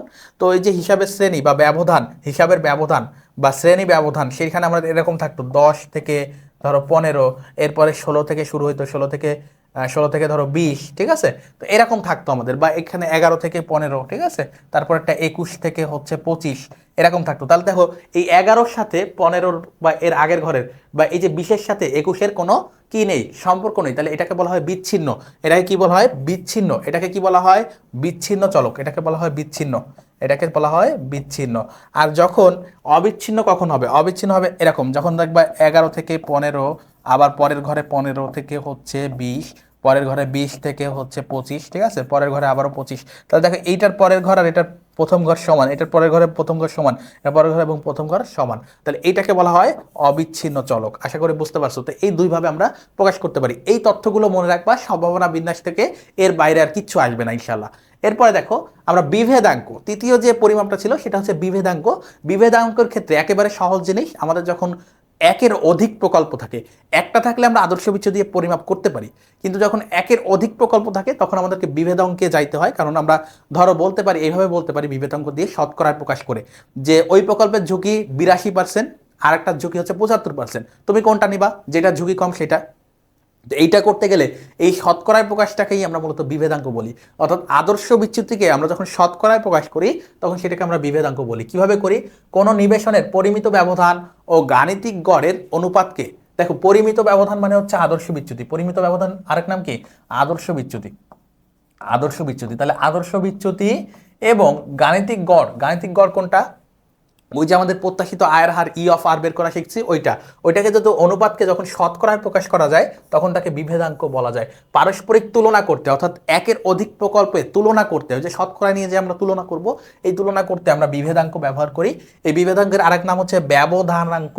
অর্থাৎ একাধিক প্রকল্প থাকলে খুবই গুরুত্বপূর্ণ কথা, একাধিক প্রকল্প থাকলে আমরা বিভেদাঙ্ক, ব্যবধানাঙ্ক বা এই যে কোএফিসিয়েন্ট অফ ভ্যারিয়েন্স, এইটার মাধ্যমে দুইটা প্রকল্পের তুলনা করে ঝুঁকির পরিমাণ নির্ণয় করতে পারি। প্রতি একক প্রত্যাশিত আয়ের হার জন্য কি পরিমাণ ঝুঁকি বহন করতে হবে তারই গাণিতিক প্রকাশ হচ্ছে এই বিভেদাঙ্ক বা ব্যবধানাঙ্ক। বিভেদাঙ্ক বেশি হলে ঝুঁকি বেশি, বিভেদাঙ্ক কম হলে ঝুঁকি কম। বিভেদাঙ্কের সূত্র হচ্ছে, দেখো আমাদের আদর্শ বিচ্যুতির সূত্র কি ছিল? সিগমা ছিল। সেই সিগমা হচ্ছে এটা কি? আদর্শ বিচ্যুতি। এই সিগমাকে আমরা কি বলতেছি? আদর্শ বিচ্যুতি। এটা কি? আদর্শ বিচ্যুতি। আদর্শ বিচ্যুতি। তাহলে আদর্শ বিচ্যুতিকে যদি আমরা গড় আয়ের হার, এটাকে কি বলা হয়? প্রত্যাশিত আয়ের হার বা গড় আয়ের হার। প্রত্যাশিত বা গড় আয়ের হার, প্রত্যাশিত বা কি? গড় আয়ের হার, গড় আয়ের হার, এইটা দিয়ে যদি ভাগ করি তাহলে আমরা কি পাই? তাহলে আমরা কোএফিসিয়েন্ট অফ ভ্যারিয়েন্স বা বিভেদাঙ্ক পাই। এটাকে আমরা কি বলতেছি? বিভেদাঙ্ক পাই। বিভেদাঙ্ক পাই বা ব্যবধানাঙ্ক পাই। ওকে, তাহলে এই হচ্ছে আমাদের সূত্র। জাস্ট আদর্শ বিচ্যুতি বের করে প্রত্যাশিত আয়ের হার দিয়ে ভাগ করলে যে শতকরা আসবে এবং মাঝখানে 100 দিয়ে গুণ করলে যে শতকরা আসবে সেইটাকে আমরা বিভেদাঙ্ক করি। তাহলে বিভেদাঙ্ক করতে গেলে আমাকে আদর্শ বিচ্যুতি জানা লাগবে, এবং আদর্শ বিচ্যুতি জানতে গেলে আমাকে প্রত্যাশিত আয়ের হার বের করা লাগবে। তাহলে বিভেদাঙ্ক করতে বললে আমরা কখন করব? যখন একাধিক প্রকল্প থাকবে। এখন দেখো রহমান কোম্পানির গত 4 বছরের আয়ের শতকরা হার নিচে দেওয়া হলো। কি দেওয়া হলো? নিচে দেওয়া হলো। এখন বলছে এইখান থেকে আমাদেরকে কি কি নির্ণয় করতে বলছে দেখো। এইখান থেকে আয়ের শতকরা হার দেওয়া আছে 4 বছরের, একটা হচ্ছে প্রথম বছর, দ্বিতীয় বছর, তৃতীয়, চতুর্থ বছর। প্রথম 2 বছর দেখতেছি আমরা 10 এবং 12% হারে আয় হয়েছে বা মুনাফা হয়েছে। তৃতীয় বছরে লস হয়েছে 2% এবং চতুর্থ বছরে 15% লাভ হয়েছে। তাহলে এইখান থেকে আমাদেরকে প্রত্যাশিত আয়ের হার, আদর্শ বিচ্যুতি এবং বিভেদাঙ্ক নির্ণয় করতে বলছে। তাহলে 3টা জিনিস, যেহেতু বিভেদাঙ্ক, যদি শুধু বিভেদাঙ্ক বলতো তাও কিন্তু আমাদেরকে প্রত্যাশিত আয়ের হার এবং আদর্শ বিচ্যুতি নির্ণয় করা লাগতো, কারণ বিভেদাঙ্ক নির্ণয় করতে এই 2টা লাগবে। এখন আমরা প্রথমে প্রত্যাশিত আয়ের হার নির্ণয় করব। বছর দেওয়া আছে, তাহলে উপরে হচ্ছে আমরা কি করব, আয়ের হারগুলো যোগ করব, বছরের সংখ্যা দিয়ে ভাগ করব। তাহলে আয়ের হারের সমষ্টি করো। তাহলে প্রথম বছর 10, তারপরে 12, তারপরে হচ্ছে দেখো এখানে আমরা এইভাবে লিখতে পারি প্লাস মাইনাস ব্র্যাকেটে 2, ঠিক আছে? অথবা তোমরা চাইলে এই যে ব্র্যাকেটের মধ্যে -2 দিয়েছো না, এইটা যদি না লিখে তোমরা চাইলে এইভাবেও লিখতে পারো। কি করতে পারো? এই যে 10 + 12 -2, সরাসরি -2 দিয়ে দিতে পারো, যোগ 15, ঠিক আছে? এইভাবে করতে পারো। এবং দেখো এন আছে কয় বছর? এন হচ্ছে 4 বছর। তাহলে 4 দিয়ে ভাগ করো, 4 দিয়ে ভাগ করো। ওকে, তাহলে আমাদের প্রত্যাশিত আয়ের হার কত হচ্ছে দেখো, 10 + 12, তাহলে 22, 22 থেকে 2 বাদ দিলে 20, তাহলে 3টা যোগ করলে আমাদের 35/4। 35 ভাগ কত? 4। 35/4, তাহলে আমাদের হচ্ছে 8.75%। 8.75%। ওকে, তাহলে আমরা প্রথমটি পেয়ে গেলাম, প্রত্যাশিত আয়ের হার 8.75%। এরপর দেখো আমরা যদি আদর্শ বিচ্যুতি বের করতে চাই, আদর্শ বিচ্যুতি যদি বের করতে চাই তাহলে আমাদের কি করতে হবে? আয় থেকে প্রত্যাশিত আয়ের হার বের করতে হবে। এখন দেখো এইটাও আমাদের পার্সেন্টে আছে 10%, এটাও পার্সেন্টে আছে। তো তুমি 10 থেকে 8.75 বাদ দিতে পারো, অথবা এই 10কে তুমি যদি এইভাবে লিখতে চাও 0.10, তাহলে তোমাকে এইটাও লিখতে হবে 0.0875, এইভাবে লিখতে হবে, অর্থাৎ 100 দিয়ে ভাগ করে লিখতে হবে। এটাও 100 দিয়ে ভাগ করে দেখো, এই অংশটা আসতেছে। তাহলে তুমি দুইভাবেই করতে পারো। 2টাকেই যদি শতকরায় লেখো তাহলে তুমি 10 - 8.75 দিয়ে করতে পারো, সেক্ষেত্রে তোমার শেষে আর 100 দিয়ে গুণ করতে হবে না। আর যদি শেষে 100 দিয়ে গুণ করতে চাও তাহলে পয়েন্টে কনভার্ট করে লিখতে পারো। তাহলে আমরা কি করব, আমাদের যেহেতু এটা 10% আসছে, আমরা সরাসরি 0.10-এর দিকে যাব না, 10 দিয়ে লিখবো। তাহলে 10 বিয়োগ, প্রথম বছর 10 বিয়োগ আমাদের এই আয়ের হারটা কত? 8.75। 8.75, অর্থাৎ প্রত্যেক বছর আমরা 8.75 বিয়োগ করে স্কোয়ার করব। পরের বছর কত হয়েছে? পরের বছর হয়েছে 12, তাহলে 12 থেকে আমরা 8.75 বিয়োগ করে স্কোয়ার করব। ওকে, এর পরের বছর কি হয়েছে দেখো, এর পরের বছর হচ্ছে আমাদের 12-র পরে -2, তাই না? তাহলে -2 -8.75 স্কোয়ার। ওকে, এর পরের বছর কি হচ্ছে? এর পরের বছর আবার 15-তে চলে গেছে, সেক্ষেত্রে আমরা লিখব 15 - 8.75 স্কোয়ার। ওকে, নিচে কি লিখবো? n-1, n-1, 2 না, n-1, তাই তো? আদর্শ বিচ্যুতির সূত্র কি ছিল? n-1, তাহলে 2 না, এখানে ভুল ছিল 1। ওকে, তাহলে n কত আমাদের? n কত দেখো, n হচ্ছে 4 বছর। তাহলে 4 থেকে 1 বিয়োগ করব, 4 থেকে 1 বিয়োগ করব। তাহলে আমরা পুরাটার উপর রুট ওভার দেবো, পুরাটার উপর কি করব? রুট ওভার দিব। ওকে, তাহলে দেখো এখন তোমরা ক্যালকুলেট করো, উপরের অংশ ক্যালকুলেট করো এবং নিচে 3 দাও, তারপরে রুট ওভার করো। তাহলে আমরা 10 থেকে, আমার সাথে সাথে ক্যালকুলেট করে ফেলো, দেখো 10 - 8.75 whole square plus 12 - 8.75 whole square plus কত আমাদের? -2, ব্র্যাকেটের মধ্যে -2 - 8.75 হোল স্কোয়ার প্লাস কত দিব আমরা? 15 থেকে, 15 থেকে কি দিব? 15 - 8.75 হোল স্কোয়ার হচ্ছে এই পর্যন্তই আমাদের শেষ, তাই তো? তাহলে এইগুলো সব যদি আমরা যোগ করি আমাদের কত আসে? আমাদের আসে দেখো 166.75, আর নিচে 4 থেকে 1 বাদ দিলে 3। এটা রুট ওভার করো, এটা রুট ওভার করো। তাহলে এইটাকে আমরা 3 দিয়ে ভাগ করব, এই অংশটাকে আমরা 3 দিয়ে ভাগ করব, /3, তারপরে পুরো রুট দিয়ে অ্যান্সার দিব। ওকে, তাহলে আমাদের কত আসছে? 7.45 বা 4.6%, 4.5 বা 4.6%। তাহলে এইটা হচ্ছে আমাদের আদর্শ বিচ্যুতি। এটা আমাদের কি? আদর্শ বিচ্যুতি। এখন আমাদের তৃতীয় যে রিকোয়ারমেন্ট ছিল সেটা হচ্ছে বিভেদাঙ্ক। বিভেদাঙ্কের ক্ষেত্রে কি হবে? এই আদর্শ বিচ্যুতিকে আমরা যদি এই যে প্রত্যাশিত আয়ের হার দিয়ে ভাগ দিই এবং 100 দিয়ে গুণ করি তাহলে আমরা বিভেদাঙ্ক পেয়ে যাব। তাহলে বিভেদাঙ্কের সূত্র কি? আদর্শ বিচ্যুতি এবং প্রত্যাশিত আয়ের ভাগফলকে আমরা যদি 100 দিয়ে গুণ করি তাহলে আমাদের দেখো কত হচ্ছে? আমাদের আদর্শ বিচ্যুতি আসে 7.46, তাহলে 7.46 ডিভাইডেড বাই প্রত্যাশিত আয়ের হার কত ছিল? 8.75, কত ছিল? 8.75 গুণ 100, গুণ কত? 100। তাহলে আমরা কি লিখতে পারি? 7.46 divided by 8.75 multiplied by 100, multiplied by 100। তাহলে আমাদের দেখো 85.26% হচ্ছে আমাদের বিভেদাঙ্ক। তাহলে বিভেদাঙ্ক নির্ণয় করা খুবই সহজ। এটা করতে গেলে আমাদেরকে আদর্শ বিচ্যুতি নির্ণয় করলেই আমরা খুব সহজে কিন্তু পারি। তাহলে তিনটা বিষয় আমরা শিখে ফেললাম। এর পরের কন্টেন্ট দেখো, বিটা সহগ কি আছে? বিটা সহগ কি? বাজারে সকল সিকিউরিটির মূল্যের গড় পরিবর্তনের তুলনায় নির্দিষ্ট কোনো ফার্মের কোম্পানির শেয়ার মূল্যের হ্রাস বৃদ্ধির হারকে বেটা সহগ বলে। তাহলে বেটা সহগ কি? বাজারের সাথে তোমার যে ব্যবসায় প্রতিষ্ঠান আছে এইটার তুলনা করতে যে সহগটা লাগে সেটা হচ্ছে বিটা সহগ। এটাকে আমরা বি দ্বারা প্রকাশ করি। কি করি দ্বারা? বি দ্বারা, ঠিক আছে? বিটা সহগ। ওকে, এরপরে দেখো সহসম্বন্ধ বা কোরিলেশন একটি পরিসংখ্যান বা মান যা দ্বারা দুটি সিকিউরিটির সম্পর্কে বা তাদের একটির আয় ওঠানামার সাথে আরেকটি আয়ের ওঠানামার সম্পর্ক প্রকাশ করে। সহসম্বন্ধকে আমরা হচ্ছে পি দ্বারা প্রকাশ করি। কি দ্বারা? পি দ্বারা বা আড়াইশো দ্বারা প্রকাশ করি। তাহলে সহসম্বন্ধকে আমরা কি দ্বারা প্রকাশ করি? অর্থাৎ একটা কোম্পানি, ধরো দুইটা কোম্পানি আছে, ধরো মনে করো হচ্ছে গুড লাক আর হচ্ছে ম্যাটাডোর। তাহলে ম্যাটাডোরের আয় যদি 2% বাড়ে, তাহলে গুড লাকের আয় 2% কমবে নাকি 1% কমবে নাকি বাড়বে? এইটা হচ্ছে নির্ণয় করার প্রক্রিয়াকে আমরা কি বলি?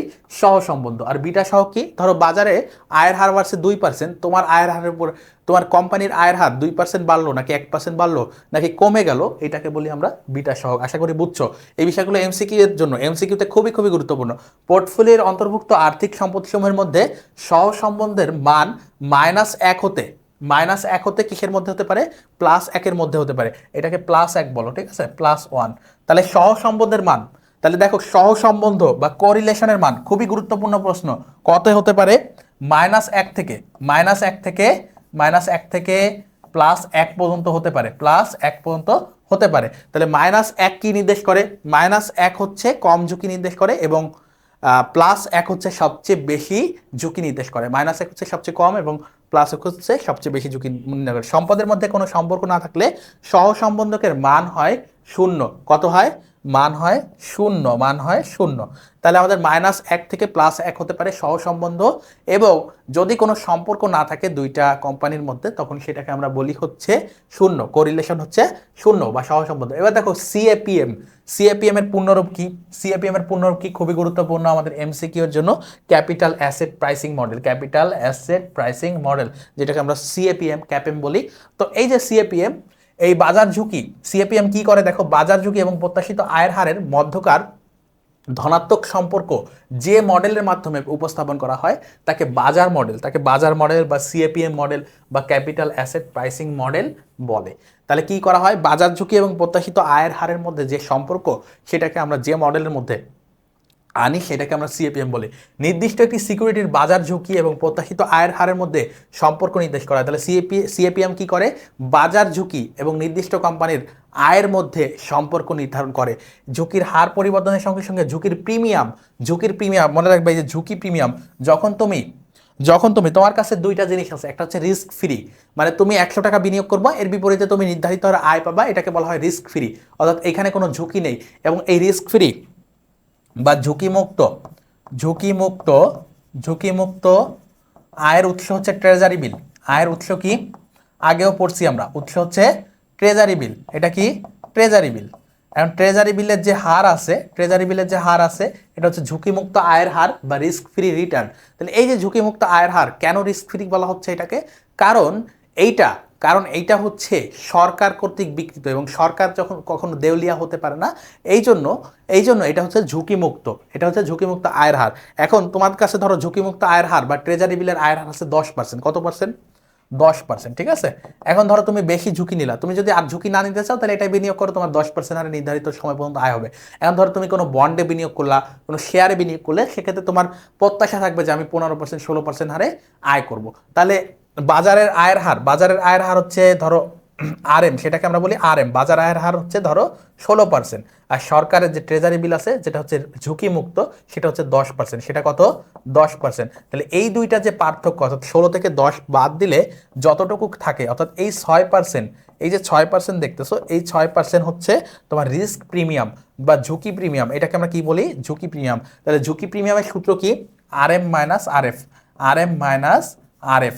অর্থাৎ বাজার ঝুঁকির আয়ের হার থেকে আমরা যদি ঝুঁকিমুক্ত আয়ের হার বাদ দিই সেটাকে আমরা ঝুঁকি প্রিমিয়াম বলি, সেটাকে আমরা কি বলি রিস্ক প্রিমিয়াম বা ঝুঁকি প্রিমিয়াম বলি। ঝুঁকি প্রিমিয়ামের সূত্র কি আর এম মাইনাস আর এফ। ওকে, এরপর দেখো এই মডেলের প্রবক্তা হলো উইলিয়াম শার্প, উইলিয়াম শার্প। তাহলে পোর্টফোলিও মডেল বা পোর্টফোলিও থিওরি দিয়েছে হচ্ছে হ্যারি মার্কোভিচ, আর সিএপিএম দিয়েছে উইলিয়াম শার্প। উইলিয়াম শার্প হচ্ছে সিএপিএম মডেলের জনক, আর হ্যারি মার্কোভিচ হচ্ছে পোর্টফোলিও থিওরির জনক। মনে থাকে যেন, দুইটাই যেন মনে থাকে। তাহলে এইগুলো খুবই খুবই গুরুত্বপূর্ণ, এই বিষয়গুলো খুবই খুবই গুরুত্বপূর্ণ, খুবই খুবই গুরুত্বপূর্ণ।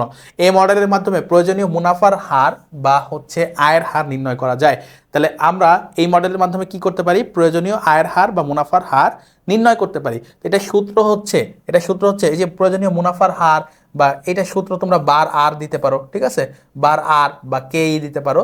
এটা সূত্র হচ্ছে আর এফ প্লাস এই যে মুনাফার হার রেট অফ রিটার্ন বার আর ইকুয়াল টু হচ্ছে আমরা লিখতে পারি R M plus, R M মানে কি আর এম মানে হচ্ছে বাজার ঝুঁকি, আর এম মানে হচ্ছে বাজার ঝুঁকি, আর M minus R F into beta. Beta হচ্ছে আর এম হচ্ছে তোমার বাজার থেকে আয়ের হার, আর বিটা হচ্ছে বাজার ঝুঁকি, আর এফ হচ্ছে যে ট্রেজারি বিলের আয়ের হার বা ঝুঁকিমুক্ত আয়ের হার। আচ্ছা, তাহলে আর M minus R F into beta plus আর এফ, প্লাস কি আর এফ। এই আর এফটা তুমি চাইলে শুরুতেও লিখতে পারো। এই আর এফটা কিভাবে লিখতে পারো, এই যেভাবে লিখতে পারো R F plus beta into R M minus R F. আমি যেভাবে লিখছি এইভাবে লেখাটাই সহজ, এভাবে লেখো। ওকে, এরপর দেখো আমরা কি করব সিএপিএম মডেল অনুযায়ী আয়ের হার নির্ণয় করব। কি নির্ণয় করতে বলছে প্রত্যাশিত আয়ের হার সিএপিএম মডেল অনুযায়ী। তাহলে আমাদের কি কি লাগবে, আমাদের সূত্রটা আমি যদি আবারও বার আর বা প্রত্যাশিত আয়ের হার ইকুয়াল টু যদি এই বার আর ইকুয়াল টু লিখি তাহলে আমাদের সূত্র হচ্ছে R F plus R M minus R F into কি বিটা। এখানে আর এফ হচ্ছে ঝুঁকিমুক্ত আয়ের হার। এখন দেখো এখানে ঝুঁকিমুক্ত আয়ের হার কখনো কখনো বলবে ট্রেজারি বিলের আয়ের হার। আমি একটু আগে বলছি ট্রেজারি বিলের আয়ের হার কেন ঝুঁকিমুক্ত। তাহলে ঝুঁকিমুক্ত আয়ের হার দেওয়া আছে 8%, তাহলে আর এফ ইকুয়াল টু 8% লেখো। এটা হচ্ছে আর এফ, আর এফ এর জায়গায় কি লিখবা 8% যোগ আর এম রিটার্ন আয়, বাজারের রিটার্ন হার বা বাজারে আয়ের হারের পরিমাণ হচ্ছে আর এম, এটাকে আমরা কি বলি আর এম বলি। তাহলে আর এম এর জায়গায় আর এম দাও 12% এবং বিয়োগ আর এফ তো আমরা প্রথমেই পেয়ে গেছি ঝুঁকিমুক্ত আয়ের হার 8% ইন্টু বিটা ইন্টু কি বেটা। বিটা মানে হচ্ছে বাজার ঝুঁকি, এই বিটা মানে কি বেটা মানে হচ্ছে বাজার ঝুঁকি, বেটা মানে কি বাজার ঝুঁকি অর্থাৎ বাজারের ঝুঁকির পরিমাণ। বাজার ঝুঁকি হচ্ছে আমাদের 1.5। এবার ক্যালকুলেট করে ফেলো 8 প্লাস এখানে 4 গুণ 1.5, 4 গুণ 1.5, তাহলে কত হচ্ছে দেখো 8 প্লাস 6, তাহলে 14% হচ্ছে আমাদের 14% হচ্ছে আমাদের কি সিএপিএম অনুযায়ী প্রত্যাশিত আয়ের হার। তাহলে প্রত্যাশিত আয়ের হার কত 14%। ওকে, তাহলে 14% হচ্ছে আমাদের প্রত্যাশিত আয়ের হার। ওকে, এরপরে আমরা এই অধ্যায়ের প্রিয় শিক্ষার্থীরা সব কিছু আলোচনা শেষ করেছি। আমরা এখন এই অধ্যায়ের খুবই খুবই গুরুত্বপূর্ণ দুইটা সৃজনশীল আলোচনা করব, তারপরে কিন্তু আমাদের এই অধ্যায়ের গুরুত্বপূর্ণ এমসিকিউ আলোচনা করব। তো সৃজনশীল একে কি বলতেছে দেখো, সৃজনশীল একের ক্ষেত্রে আমরা যদি ক এবং খ সমাধান করে নিই, বলছে ঝুঁকিমুক্ত আয়ের হার কি, অর্থাৎ যে আয় করতে গেলে বিনিয়োগের ক্ষেত্রে যে আয় করতে গেলে তোমাকে কোনো ঝুঁকি বহন করতে হয় না, নির্দিষ্ট হারে তুমি আয় প্রত্যাশা করো, সেটাকেই মূলত আমরা ঝুঁকিমুক্ত আয়ের হার বলি। যেমন উদাহরণ হিসেবে আমরা ট্রেজারি বিল বলতে পারি। তাহলে যে পরিমাণ আয় অর্জন করতে কোনো ঝুঁকি বহন করতে হয় না তাকে আমরা বলি ঝুঁকিমুক্ত আয়ের হার। এরপর দেখো খ যদি আমরা সলভ করি, পোর্টফোলিও বৈচিত্র্যায়নের নীতি কেন অনুসরণ করা হয়। আমরা পোর্টফোলিও বৈচিত্র্যায়নের নীতি পড়ছি। পোর্টফোলিও বৈচিত্র্যায়ন বা পোর্টফোলিও থিওরি কে আবিষ্কার করে, হ্যারি মার্কোভিচ আবিষ্কার করে, সেটাও দেখছি। এবং এইটা মনে রাখবা, এটা হচ্ছে কি একটি সম্পদে বা একটি সিকিউরিটিতে বিনিয়োগ না করে একাধিক সিকিউরিটি বা সম্পদে যদি আমরা বিনিয়োগ করি আমাদের ঝুঁকি আমরা কমাতে পারি। এটাকে আমরা বলি হচ্ছে পোর্টফোলিও বৈচিত্র্যায়ন নীতি। এটাকে আমরা কি বলি পোর্টফোলিও বৈচিত্র্যায়নের নীতি। তো এই কথাটাই আমাদেরকে ব্যাখ্যা করতে হবে। বলতেছে বিনিয়োগের ঝুঁকি কমানোর উদ্দেশ্যে আমরা পোর্টফোলিও বৈচিত্র্যায়নের নীতি অনুসরণ করি। যখন কোনো ব্যক্তি বা প্রতিষ্ঠান তার সমুদায় অর্থ একটি শেয়ারে বা সিকিউরিটিতে বিনিয়োগ না করে একাধিক বিভিন্ন ধরনের সিকিউরিটিতে বিনিয়োগ করে তখন তাকে পোর্টফোলিও বলে। বাজারে কোনো একটি সিকিউরিটি থেকে ক্ষতি হলেও অন্যগুলোর লাভ দিয়ে তা পুষিয়ে নেওয়া যায়, এজন্য এটাকে কি বলা হয়, এবং এই উদ্দেশ্যেই গঠন করা হয় হচ্ছে আমাদের পোর্টফোলিও। ওকে, তো আশা করি ক খ বুঝতে পারছো। আমরা গ ঘ সলভ করব এখন বিস্তারিতভাবে, গ এবং ঘ সলভ করব। তার আগে আমরা একটু উদ্দীপকটা পড়ে নিই। দুই বন্ধু শাওন এবং শোভন নিয়মিত শেয়ার ব্যবসা করে, অর্থাৎ শেয়ার ক্রয় বিক্রয়ের মাধ্যমে তারা আয় করার চেষ্টা করে। শাওন এক্স কোম্পানির শেয়ারে শাওন কি করে, এক্স কোম্পানির শেয়ারে বিনিয়োগ করে এবং শোভন ওয়াই কোম্পানির শেয়ারে সমানভাবে বিনিয়োগ করেন। শেয়ার দুটি হতে গত 3 বছরে আয় নিচে উল্লেখ করা হলো। তাহলে দেখো, শাওন হচ্ছে এক্স কোম্পানিতে এবং শোভন ওয়াই কোম্পানিতে বিনিয়োগ করে। তারা 3 বছর ধরে কি আয় করছে? এক্স কোম্পানি হচ্ছে শাওনের, সে হচ্ছে এই 17%, 20%, 16% আকারে আয় করছে। ওয়াই কোম্পানিতে বিনিয়োগ করে শোভন হচ্ছে 15, 12 এবং 18% হারে আয় করছে। বলছে শাওনের ঝুঁকির পরিমাণ নির্ণয় করো। তাহলে শাওনের যে ঝুঁকির আছে সেটা হচ্ছে এক্স কোম্পানি। এক্স কোম্পানির ঝুঁকি আমরা কিভাবে নির্ণয় করতে পারি? আদর্শ বিচ্যুতির মাধ্যমে নির্ণয় করতে পারি। কিভাবে করতে পারি? আদর্শ বিচ্যুতির মাধ্যমে। আদর্শ বিচ্যুতির মাধ্যমে। ওকে, আদর্শ বিচ্যুতির মাধ্যমে। এখন তাহলে আমাদেরকে শাওন বা এক্স কোম্পানির আদর্শ বিচ্যুতি নির্ণয় করতে হবে। আদর্শ বিচ্যুতি তোমাদেরকে শিখিয়েছি আমরা কিভাবে করতে পারি। দেখো, আদর্শ বিচ্যুতির সূত্র হচ্ছে আয় হার মাইনাস প্রত্যাশিত আয়ের হার, তাই তো? আয় হার মাইনাস প্রত্যাশিত আয়ের হার। তাহলে আমরা প্রথমে কি করব? প্রত্যাশিত আয়ের হার বের করবো। 17, 20 এবং 16 এর 3 বছর আছে। তাহলে আমরা প্রত্যাশিত আয়ের হারকে কি বলতেছি? বার আর, তাই না? এটা বের করতে গেলে উপরে কি করতে হয়? আয়ের হারগুলোকে যোগ করতে হয়, নিচে এন দিতে হয়। তাহলে আমরা উপরে দিব কি? প্রত্যাশিত আয়ের হারগুলো বা যে আয়টা হয়েছে 17, 20 এবং 16। 17, 20 এবং 16, তাহলে 17, 20 প্লাস 16 এবং এন কত? 3 বছর। তাহলে 17, 20 এবং 16 এর যোগফলকে তোমরা যদি 3 দিয়ে ভাগ করো তাহলে কত আসতেছে? 20, 17 যোগ 16, 20, 17, 16। তাহলে আমাদের 53/3 আমাদের আসতেছে হচ্ছে 17.67%। 17.67%। ওকে, তাহলে আমরা আর পেয়ে গেলাম। এই যে প্রত্যাশিত আয়ের হার পেয়ে গেলাম, আয়ও পাইছি আমরা। তাহলে এখন আমাদের কাজ কি? এখন হচ্ছে আমাদেরকে প্রথমে ওই 17 থেকে আমাদেরকে 17.67 বাদ দিতে হবে, তারপরে এটার স্কোয়ার করতে হবে, তাই তো? এরপরে আমরা মাঝখানে ইকুয়াল দিই, এরপরে আমরা মাঝখানে ডিভাইডটাও দিয়ে নিই। এরপরে দেখো, যোগ করতে হবে আমাদেরকে কি? দ্বিতীয় বছরের যে আয় ছিল সেটা ছিল আমাদের 20%। 20 থেকে আমরা 20 বিয়োগ 17.67 দিব এবং স্কোয়ার করে নিব। এরপরে আমরা কি করব? তৃতীয় বছর 16 ছিল, 16 মাইনাস 17.67 এটার স্কোয়ার করব, তাই তো? আর নিচে কি করব? n-1, n আমাদের 3 বছর, n-1। ওকে, তাহলে নিচে আমাদের n কত? n হচ্ছে 3 বছর, তার থেকে আমরা 1 বাদ দিব, রুট ওভার করব পুরাটার উপর, রুট ওভার দিব পুরাটার উপর। ওকে, এই পুরাটার উপরে আমরা রুট ওভার দিব, ওকে, তাহলে দেখো এইবার আমাদেরকে যেটা করতে হবে, এই সবগুলো বিয়োগ করে স্কোয়ার করে যোগ করতে হবে, তাই তো? বিয়োগ করে স্কোয়ার করে আমরা যোগ করব। 17 মাইনাস 17.67 এটার স্কোয়ার প্লাস 20 মাইনাস কত? 17.67 হোল স্কোয়ার প্লাস আমরা কি করব? 16 মাইনাস 17.67 হোল স্কোয়ার। ওকে, তাহলে এই তিনটা আমরা স্কোয়ার করে যদি যোগ করি তাহলে আমাদের ভ্যালু আসতেছে, দেখো কত? আমাদের ভ্যালু আসতেছে হচ্ছে 8.667। ওকে, ডিভাইডেড বাই আমরা কি দিব? 2, রুট ওভার দিব। এরপরে আমরা পুরাটাকে রুট দিয়ে করব। 8.667 ডিভাইডেড বাই 2 রুট ওভার।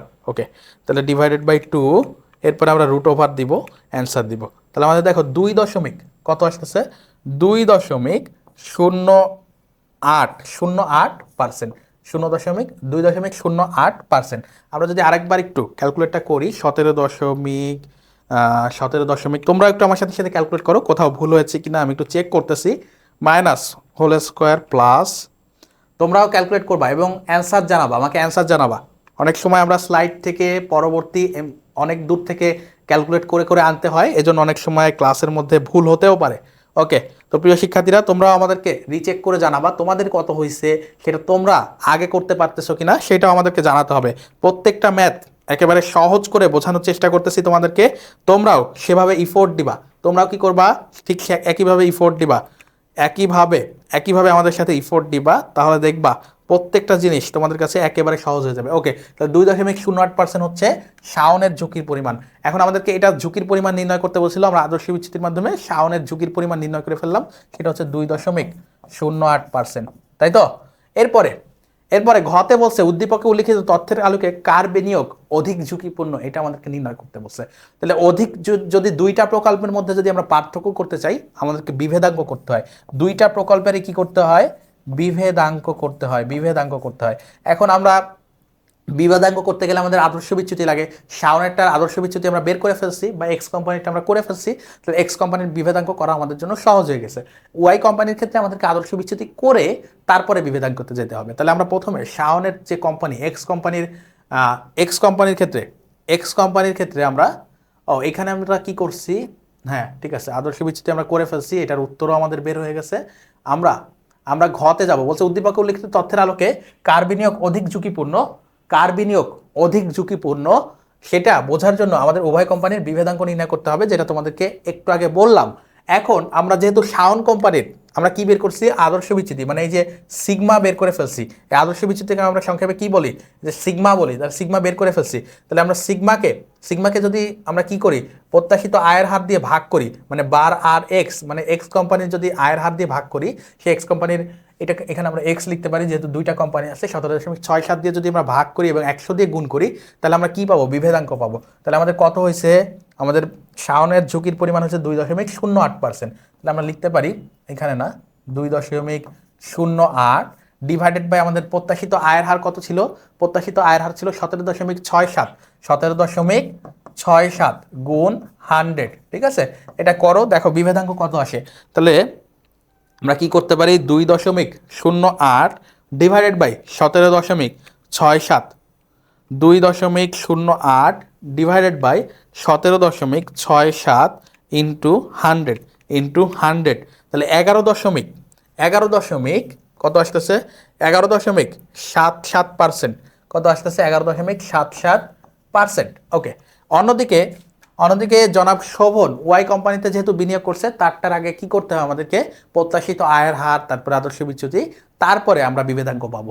তাহলে আমরা প্রথমে গড় আয়ের হার বা প্রত্যাশিত আয়ের হার ওয়াই কোম্পানির বের করি। তাহলে তার 3টা আয়ের হার আমরা উপরে যোগ করব এবং বছর দিয়ে ভাগ করব। বছর তো আমরা জানি 3 বছর। 3টা আয়ের হার আমরা একটু উদ্দীপক থেকে দেখে নিয়ে আসি। তাহলে আমাদের 3টা আয়ের হার ছিল 15, 12 এবং 18। 15, 12 এবং 18 কত ছিল? 15, 12 এবং 18। 15, 12 এবং 18, তাহলে 3টা যোগ করলে হয় সম্ভবত 45। 45কে যদি আমরা 3 দিয়ে ভাগ করি, তাহলে আমরা দেখতে পাচ্ছি 15%। কত পার্সেন্ট? 15%। 15%। ওকে, তাহলে 18 আর 12 30 আর 15, 45 ভাগ 3, 15%। এরপর আমরা আদর্শ বিচ্যুতিতে যাব। আদর্শ বিচ্যুতির ক্ষেত্রে আমরা কি করি? আদর্শ বিচ্যুতির ক্ষেত্রে আমরা প্রথমে হচ্ছে যে আয়ের হারটা আছে সেটা হচ্ছে 15। 15 বিয়োগ 15 দিব, যেহেতু গড় আয়ের হারও 15 হয়েছে। 15 বিয়োগ 15 হোল স্কোয়ার প্লাস হচ্ছে দ্বিতীয় যে আয়ের হারটা ছিল সেটা 12। তাহলে 12 মাইনাস আমাদের গড় আয়ের হার কত হয়েছে? আমরা 12 এখানে একটু লিখে নিই। 12 হচ্ছে আমাদের 15% হচ্ছে। তাহলে 15 হোল স্কোয়ার প্লাস আমাদের কি করব? পরের তৃতীয় বছরের আয় হচ্ছে 18। তাহলে 18 মাইনাস 15 হোল স্কোয়ার। নিচে কি করব? n-1। তাহলে n-1 কত আমাদের? 3-1। ওকে, এখন আবারও আমরা আদর্শ বিচ্যুতি ক্যালকুলেট করব। কিভাবে করব? 15 থেকে যদি 15 বাদ দাও, 0 এর স্কোয়ার করলে 0 হয়।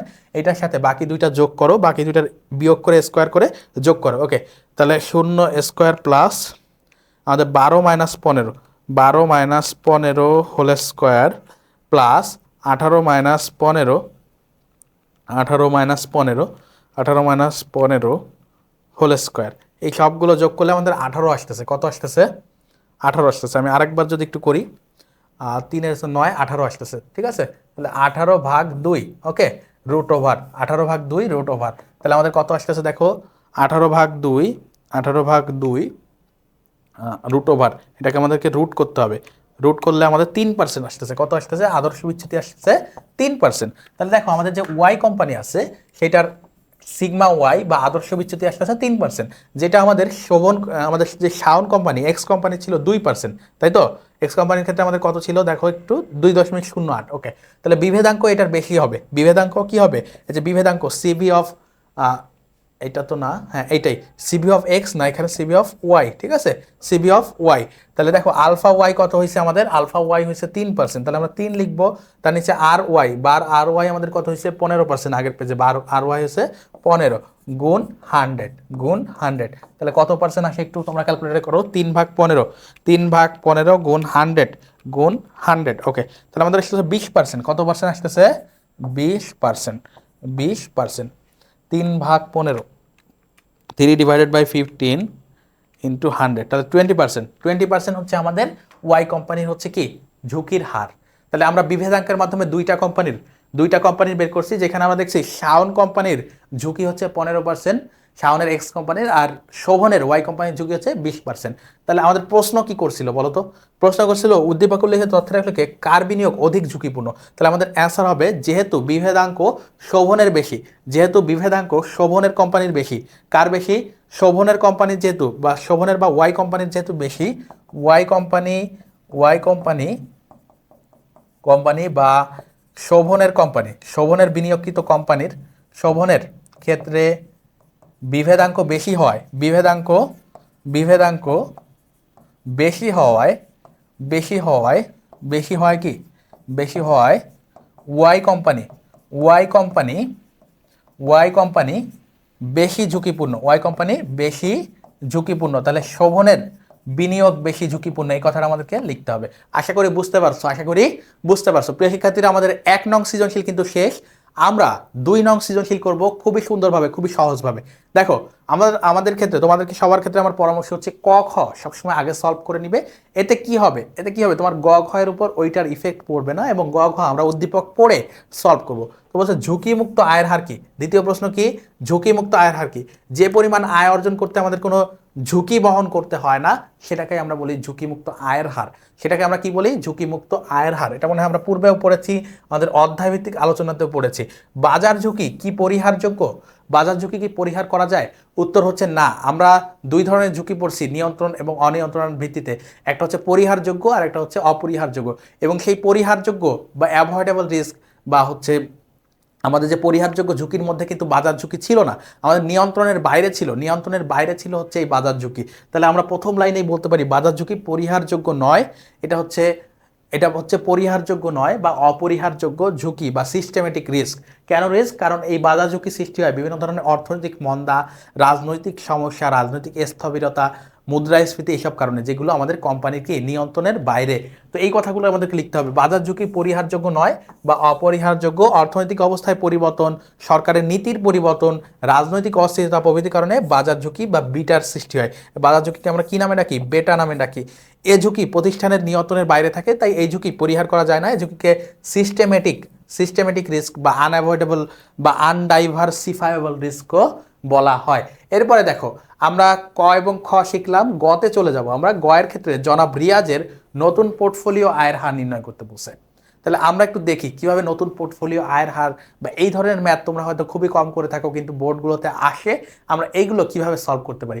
দেখো, জনাব রিয়াজ গত বছর 2টি সিকিউরিটির সমন্বয়ে একটি পোর্টফোলিও গঠন করেন, যেখানে তার পোর্টফোলিও ঝুঁকি ছিল 15%। তাহলে গত বছর, 1 বছর আগের কথা বলছে, সেখানে 2টা সিকিউরিটি, আমরা বলছি একের অধিক সম্পদ বা সিকিউরিটিতে বিনিয়োগ করলে সেটাকে আমরা পোর্টফোলিও বলি।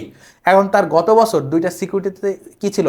বিনিয়োগ ছিল, এবং সেই 2টার সমন্বয়ে যে পোর্টফোলিও ছিল তার ঝুঁকি ছিল 15%। বর্তমানে 1 বছর পার হয়ে যাওয়ার পর তিনি 2টি সিকিউরিটির সমন্বয়ে নতুন পোর্টফোলিও গঠন করতে চায়, এবং সেক্ষেত্রে দেখো সিকিউরিটি এ, সে এখন 2টা সিকিউরিটি বিবেচনা করতেছে, এ আর বিতে বিনিয়োগ করবে, যার আয়ের হার, এই যে ই অফ আর এ মানে কি? এ সিকিউরিটির আয়ের হার, এটা কি? আয়ের হার হচ্ছে 7.50, বি সিকিউরিটির আয়ের হার হচ্ছে 10%। এবার দেখো, আমাদের 2টা ক্ষেত্রেই আলফা, এটা হচ্ছে আমাদের সিগমা মানে হচ্ছে আদর্শ বিচ্যুতি, তাই না? আদর্শ বিচ্যুতি বা স্ট্যান্ডার্ড ডেভিয়েশন। তাহলে এই আদর্শ বিচ্যুতি হচ্ছে 2টার ক্ষেত্রে সিকিউরিটি এ বা সিগমা বি, 2টাই হচ্ছে আমাদের 10% করে। আর WA WB, এটাকে বলা হয় ওয়েট বা ভার। এটাকে কি বলা হয়? ওয়েট বা ভার। অর্থাৎ সে চাচ্ছে 40%, তার কাছে যে অর্থ আছে তার 40% সিকিউরিটি এতে বিনিয়োগ করবে, আর বিতে বিনিয়োগ করবে 60%। ধরো 1 লক্ষ টাকা, 40,000 টাকা ওইটাতে বিনিয়োগ করতে যাচ্ছে এতে, এবং বাকি 60,000 টাকা সে বিতে বিনিয়োগ করতে যাচ্ছে, সহজভাবে বললে। এবং দেখো, এই 2টার তোমাদেরকে সহসম্বন্ধ পড়াইছিলাম, তাই না? সহসম্বন্ধ পড়িয়েছিলাম একটু আগে। তো সেই সহসম্বন্ধ এই দুইটা সিকিউরিটির মধ্যে, এই দুইটা সিকিউরিটির মাধ্যমে মানে একটার সাথে আরেকটা রিলেশন, অর্থাৎ এতে যদি কোনো ঝুঁকি থাকে বা এর ক্ষেত্রে যদি আয় বৃদ্ধি পায় বি এর ক্ষেত্রে কি হয়, বা এ সিকিউরিটির যদি আয়ের সমস্যা দেখা দেয় বি এর কি হয়, এই দুইটার সহসম্বন্ধ বা এই দুইটার সহসম্বন্ধ হচ্ছে আমাদের 0.30 বা 30%। ওকে, এখন আমাদেরকে বলছে জনাব রিয়াজের নতুন পোর্টফোলিও আয়ের হার। এখন এই পোর্টফোলিও আয়ের হার আমরা কিভাবে বের করতে পারি, পোর্টফোলিও আয়ের হার বের করার কি সূত্র রয়েছে আমরা একটু দেখি। তা দেখো, আমাদের গতে যাব, পোর্টফোলিও আয়ের হার বের করা খুবই সহজ। একটা হচ্ছে ডাব্লুআই, অর্থাৎ ডাব্লুআই মানে ভার, প্রত্যেকটা সিকিউরিটির ভার দিয়ে ওই সিকিউরিটির আয়ের হারকে গুণ করতে হবে। কি করতে হবে? ভার দিয়ে আয়ের হারকে গুণ করতে হবে। এখন আমরা দেখো দুইটা সিকিউরিটির ডাব্লু এর ওয়েট কত? 40%। ডাব্লু এর ওয়েট কত? 40। ডাব্লু বির ওয়েট কত? 60। তাহলে এই দুইটা আমরা লিখবো, ডাব্লু এ হচ্ছে 40%, ডাব্লু বি হচ্ছে আমাদের কত পার্সেন্ট? 60%। ডাব্লু বি হচ্ছে আমাদের 60%। ওকে, 60%। এখন দেখো প্রথমটার আয়ের হার কত? প্রথমটার আয়ের হার হচ্ছে ই অফ আর এ হচ্ছে 7.50, আর এটা হচ্ছে আমাদের ই অফ আর বি হচ্ছে আমাদের 10%। ওকে, তাহলে আমরা 7.50% লিখি এবং আমরা কি লিখবো? পরেরটায় কত দেখলাম আমরা? 10%। ওকে, তাহলে আমরা এখানে 10% লিখবো। এখন এই যে এর সাথে এইটা যদি গুণ করি এবং বি এর সাথে বি এর ওয়েটটা যদি গুণ করি, তাহলে আমাদের আয়ের হারটা বের হয়ে যায়। যদি এই ধরনের পোর্টফোলিও থাকে, আমরা আয়ের হার বের করা শিখছি, বছর থাকলে উপরে যোগ করে ভাগ দিই, সম্ভাবনা থাকলে সম্ভাবনা গুণ করে দিই। এরকম পোর্টফোলিও থাকলে আমরা এর সাথে এর ভার যোগ দিব, গুণ দিব, এবং বি এর ক্ষেত্রে বিরটার সাথে বির গুণ দিব, এবং মাঝখানে যেহেতু এখানে সামোশন আছে তাহলে যোগ দিব। কিভাবে করতে পারি? মুখে কথা না বলে গাণিতিক সমস্যাগুলো যদি আমরা প্র্যাকটিক্যালি করি আরও সহজ হয়ে যাবে। তাহলে আমাদের ডাব্লুআই এর ক্ষেত্রে প্রথমে আমরা যদি এ দিয়ে শুরু করতে চাই, সেক্ষেত্রে আমাদের দেখো কি আসতেছে, 40% মানে 0.40 গুণ কি করব? আমাদের এইটার যে আয়ের হার আছে 7.50%, সেটা আমরা হচ্ছে গুণ করে দেবো 0.0750। ওকে, এবার কি করব? আমরা মাঝখানে যোগ দিব, যেহেতু সামোশন আছে যোগ দিব। আবার কি করব? ডাব্লু বি হচ্ছে আমাদের 60%, যেটা আমরা লিখবো 0.60 গুণ আমরা কি করব? গুণ হচ্ছে আমরা ই of R A, E of আর এ না, এখানে আমাদের হচ্ছে বি হবে, E of R B. Okay, E of R B হচ্ছে আমাদের 10%, তাহলে 10%কে আমরা কি লিখতে পারি? 0.10 আকারে লিখতে পারি। এখন এই দুটার গুণফলকে যদি আমরা যোগ করে দিই, তাহলে আমাদের অ্যান্সার বের হয়ে যাবে। তাহলে দেখো আমরা যদি করি 0.4 ইন্টু 0.0750 প্লাস হচ্ছে আমাদের 0.6 ইন্টু 0.1, তার মধ্যে কত আসতেছে? 0.09। এটাকে যদি 100 দিয়ে গুণ করো তো আমাদের 9%। কত পার্সেন্ট? 9% আসতেছে হচ্ছে আমাদের আয়ের হার। তাহলে প্রত্যাশিত আয়ের হার, পোর্টফোলিও আয়ের হার নির্ণয় করা বা প্রত্যাশিত আয়ের হার বা গড় আয়ের হার আমরা বছর দিয়ে শিখেছি, সম্ভাবনা দিয়ে শিখেছি। এখন আমরা পোর্টফোলিওটা করলাম, কি সেটা করলাম? পোর্টফোলিও। তিনটা বিষয় কিন্তু তোমরা শিখে ফেললা। পোর্টফোলিওর ক্ষেত্রে কিভাবে আয়ের হার নির্ণয় করা যায়, এটা 9% আমরা করে ফেলছি। সুতরাং উদ্দীপকে জনাব রিয়াজের নতুন পোর্টফোলিও আয়ের হার কত? নতুন পোর্টফোলিও আয়ের হার হচ্ছে 9%। ওকে, এরপরে ঘতে আমাদেরকে কি প্রশ্ন করেছে আমরা একটু দেখি।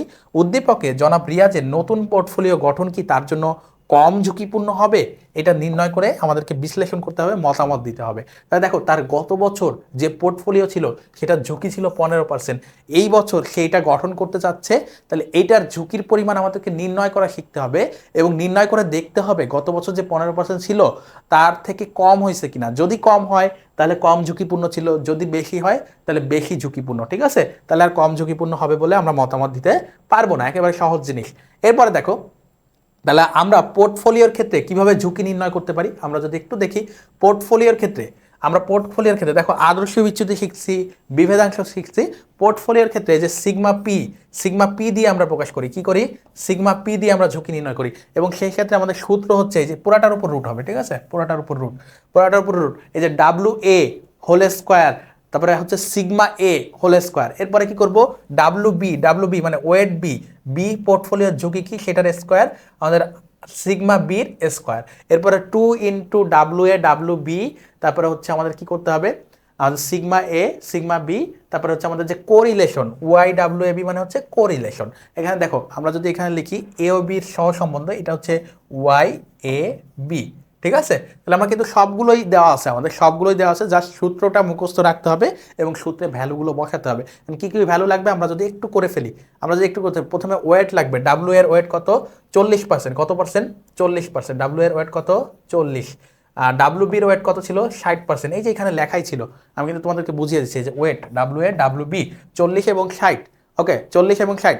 এবার দেখো সিগমা এ সিগমা বি মানে হচ্ছে ঝুঁকির পরিমাণ, ঝুঁকির পরিমাণ প্রদত্ত ঝুঁকির পরিমাণ, ঝুঁকির পরিমাণ হচ্ছে দুইটার ক্ষেত্রেই 10% করে, দুইটার ক্ষেত্রে কি, এই যে সিগমা এ সিগমা বি দুইটার ক্ষেত্রেই 10% করে, তাহলে আমরা লিখবো 10%, 10%, 10%, 10%, 10%, ওকে। এবার দেখো সহসম্বন্ধ, সহসম্বন্ধ কত, ওয়াই এ বি মানে দুইটার মধ্যে সম্পর্কটা কেমন, সম্পর্কটা হচ্ছে 30%, সম্পর্ক হচ্ছে 30%, 0.30 বা 30%, ঠিক আছে, বা 30% বা 0.30। তো এইগুলোকে আমরা যদি 100 দিয়ে ভাগ করে লিখি তাহলে আমরা এইভাবে লিখতে পারি না, ডাব্লু এ হচ্ছে আমাদের 40, কিভাবে লিখতে পারি দেখো, ডাব্লু এ হচ্ছে 0.40, তারপর হচ্ছে এইটা হচ্ছে 0.10, ডাব্লু বিটা হচ্ছে আমাদের 0.60, আর ডাব্লু আলফা বা সিগমা বি হচ্ছে আমাদের 0.10, ওয়াই এটা তো দেওয়া আছে 0.30। এখন জাস্ট এখানে ভ্যালুগুলো বসাবো আর কিচ্ছু না। দেখো একেবারে সহজ, সূত্র দেখে ভয় পাওয়া যাবে না। দেখো ডাব্লু এ কত, ডাব্লু এ হচ্ছে আমাদের 0.40, এটার স্কোয়ার করো, এরপরে এটার সাথে কি আছে, এটার সাথে আমাদের সিগমা, সিগমা এর স্কোয়ার আছে, কি আছে, সিগমা এর স্কোয়ার, তাহলে সিগমা এ হচ্ছে 0.10 whole square, plus W B কত আছে, ডাব্লু বি আছে 0.60, 0.60 স্কোয়ার করো, ইন্টু এটার সাথে কি আছে, সিগমা বি আছে, সিগমা বি এখানে কত আছে 0.10 হোল স্কোয়ার করো, এরপর দেখো 2 দিবা, এরপরে কি দিবা 2, 2 ইন্টু ডাব্লু এ কত, ডাব্লু এ হচ্ছে আমাদের 0.40, ইন্টু ডাব্লু বি দিবা, ডাব্লু বি হচ্ছে 0.60, এরপরে এরপর দেখো সিগমা এ দিবা, সিগমা এ কত, সিগমা এ হচ্ছে আমাদের 10, তাহলে 0.10, ইন্টু সিগমা বি, এই যে সিগমা এ শেষ সিগমা বি করতেছি, এটা আবার 0.10, দুইটার মধ্যে সম্পর্ক কেমন, দুইটার মধ্যে সম্পর্ক হচ্ছে আমাদের সম্পর্ক হচ্ছে 30, তাহলে আমরা সেইটাও গুণ দিব। আমি একটু নিচে লিখতেছি, ঠিক আছে, আমি যদি একটু নিচে লিখি তোমাদের জন্য, তোমাদের সুবিধার্থে, এখানে আমরা 0. কত ছিল, আমরা যদি একটু দেখি, 10 ছিল, ওকে 10, আমি একটু নিচে লিখতেছি, আমি একটু নিচে লিখতেছি 0.10 গুণ হচ্ছে আমাদের 0.30। আশা করি দেখতে পাচ্ছ পুরাটা, ওকে, না হলে আমি এই নিচেও লিখবো তোমাদের জন্য, আমি নিচে লিখি, নাহলে আমরা তোমরা এলোমেলো, তাহলে আমরা এইটুকু করছি, এইটুকু, ঠিক আছে, বাকি অংশ আমি নিচে লিখতেছি, প্লাস 2 ইন্টু ডাব্লু কত, 2 ইন্টু ডাব্লু এ হচ্ছে আমাদের 0.40, ডাব্লু বি হচ্ছে আমাদের 0.60, সিগমা এ, সিগমা এ কত, সিগমা এ হচ্ছে 0.10, সিগমা বিও আমাদের 0.10, দুইটার মধ্যে সহ সম্পর্ক হচ্ছে আমাদের 0.30, ওকে। তাহলে আমরা এগুলো ক্যালকুলেটারে করে ফেলবো এবং পুরাটার উপরে রুট ওভার দেবো, পুরাটার উপরে রুট ওভার দিব, ওকে। তাহলে পুরাটার উপর যদি রুট ওভার দিয়ে এগুলো আমরা যদি ক্যালকুলেশন করি তো আমাদের কত আসে দেখো, প্রথমটা হচ্ছে 0.4 whole square plus 0.1 whole square plus, plus না, এটা হচ্ছে তো গুণ ছিল, এটা তো গুণ ছিল, ওকে। তাহলে প্রথমটা হচ্ছে আমাদের গুণ হবে, প্রথমটা হচ্ছে আমাদের গুণ হবে, এরপরে আমরা প্লাসে চলে যাব, প্লাস দিয়ে আমরা কি লিখবো, যে বির যে ওয়েট এবং সিগমা ছিল সেই দুইটা আমরা মাল্টিপ্লাই করবো, আমার সাথে সাথে তোমরাও ক্যালকুলেটর করো, এই দুটা হচ্ছে মাল্টিপ্লাই করব, সেটার ক্ষেত্রে আমরা কি পাচ্ছি 0.6 whole square into 0.1 whole square plus 2 into 0.4 into 0.6 into 0.1 into 0.1 into 0.3, okay. তো পুরাটা রুট করার পর আমাদের ভ্যালু আসতেছে, পুরাটা রুট করার পর আমাদের ভ্যালু আসতেছে 0.0815, এটাকে যদি আমরা 100 দিয়ে গুণ করি, 100 দিয়ে গুণ করি তাহলে আমাদের কত আসতেছে দেখো, আমাদের পুরাটার ভ্যালু আসতেছে হচ্ছে 0.0814, তাহলে আমরা পুরাটা করার পর আমরা হচ্ছে 100 দিয়ে যদি গুণ করি, 100 দিয়ে যদি গুণ করি তাহলে আমরা দেখতে 8.14, 8 কত আসতেছে 8.15, 8.15%, 8.15% হচ্ছে আমাদের আসতেছে। তাহলে প্রিয় শিক্ষার্থীরা আমাদের দেখো ঝুঁকির পরিমাণ, পোর্টফোলিও ঝুঁকির পরিমাণ আমরা বের করলাম 8.15। এখন আমাকে বলো তার বর্তমান ঝুঁকি মানে নতুন যে পোর্টফোলিও হয়েছে, তার নতুন যে পোর্টফোলিও, যে নতুন পোর্টফোলিও ঝুঁকি হচ্ছে 8 কত বলো তো, 8